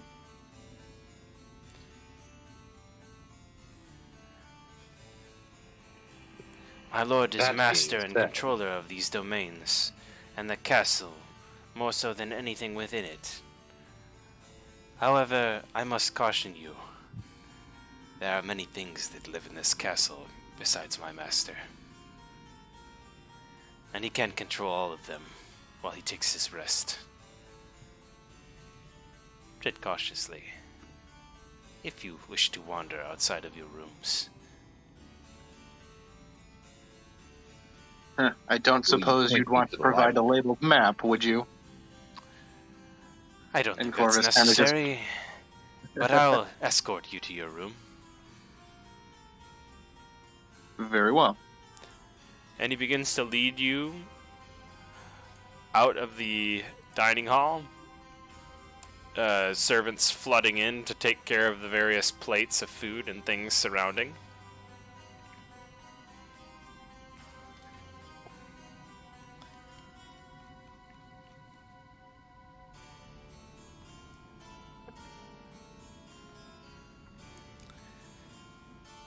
Guess I'll follow Irina and try and leave some space between me and Rotten. Yeah, Kragnar's definitely on guard with the Rahadin. Yep, Corvus does not like that guy either. Begins to take you up a spiral staircase.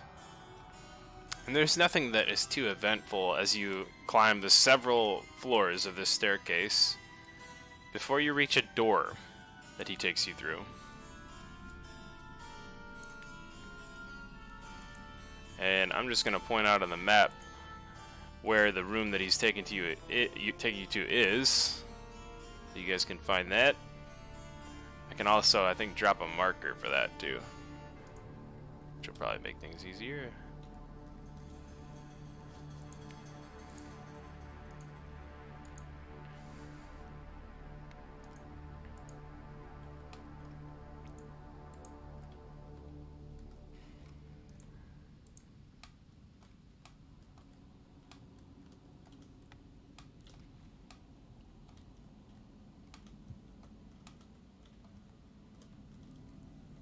I think this is the right room.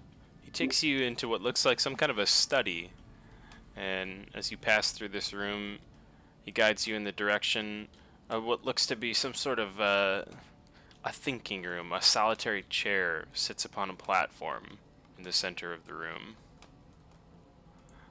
He continues to take you through the castle, deeper and deeper, over in this direction, through a set of double doors, So lost. to a solitary room that has several beds in it.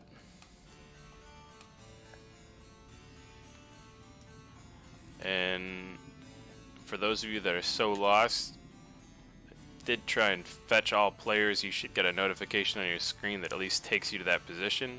But if you're also struggling, you can also just shift click on your mini, then click on Artemine or Terak, as they are not lost, and then click near them, and your mini will just appear near them.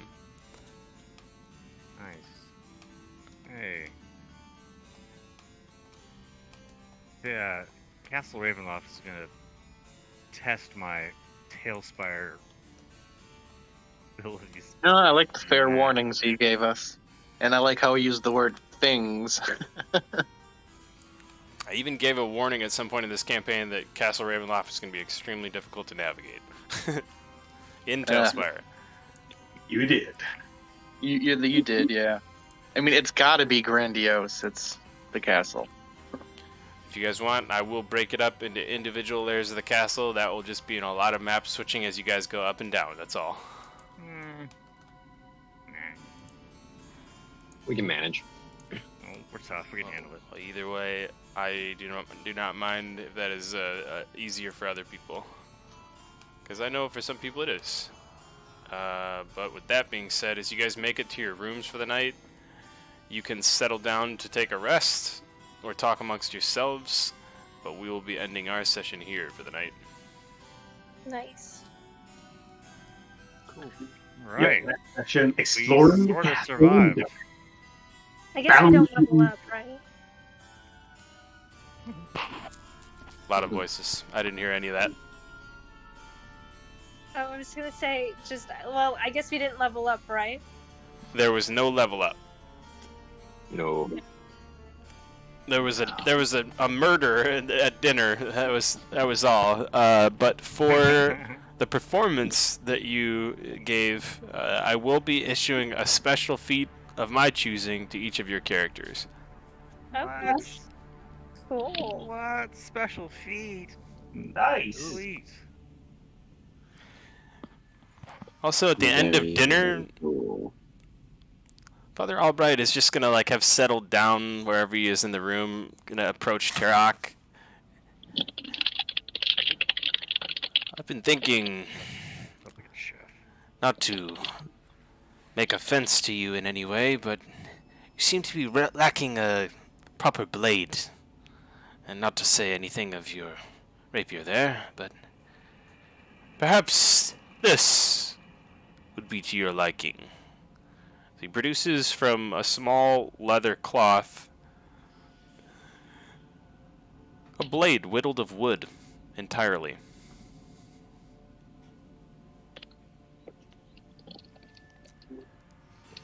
A wooden blade? Careful, the edge is sharp. I know it's made of wood, but it's has some magical properties of its own. I'm just going to reverently take the blade from Father Albright's hands and say, "Thank you. I think I need something to plunge into a heart. Pray do tell, where does this blade come from?" Thought you'd ask that. I took it from a fallen branch of that tree upon the Yesterhill.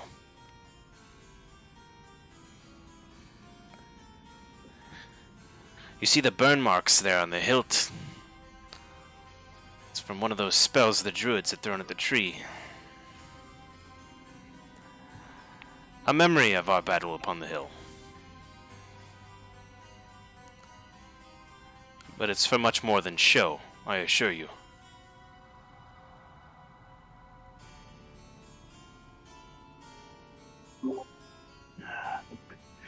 A blade made from such a tree. I'll make sure to value it and put it into use at the right moments. you can make sure of that.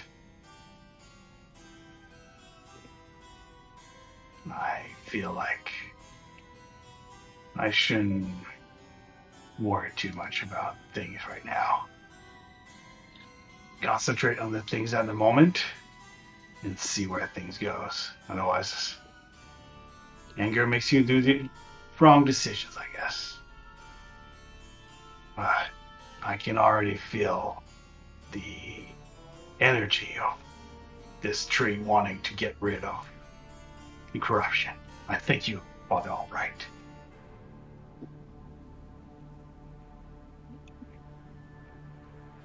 I'll make sure to treasure it and use it wisely.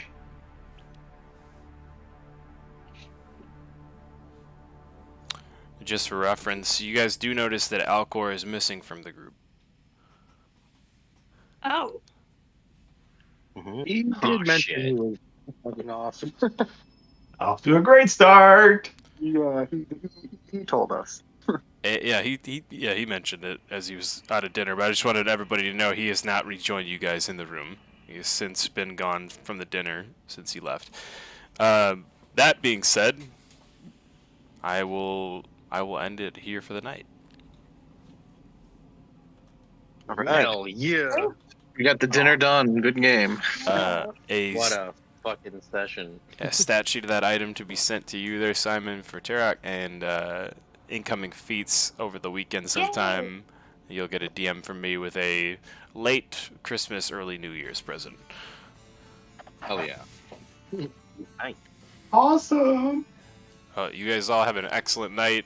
It was an awesome session. I'm sure you could see why I was so anxious and cantankerous about getting you here to the Castle Ravenloft, but I was channeling my inner evil guy, so forgive me.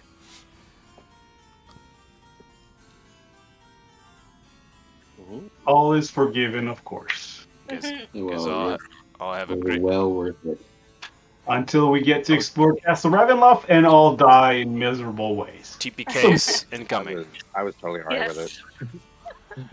And I would also just like to say, for a side note, I would never ever kill a character like that without their pre-planned permission to do so. I will not kill you without a chance. You always have a chance to fight and survive unless it is something that you want to do. Yeah, I specifically wanted this. Yeah, I'm because I didn't sure- realize that until Doctor said that his race changed, and I was like, okay, so obviously that was talked about. That was pre-planned. He did not just re-roll a character that fast. Yeah, I listened to his description too much, and he was so shadowy about it. I assumed he was like a shadow forever. He was just trying to add some intrigue, man. He's still got his corporeal form. I dug into it too much. Yeah, awesome session from everybody, and thanks for a great night. I will catch you guys all next week.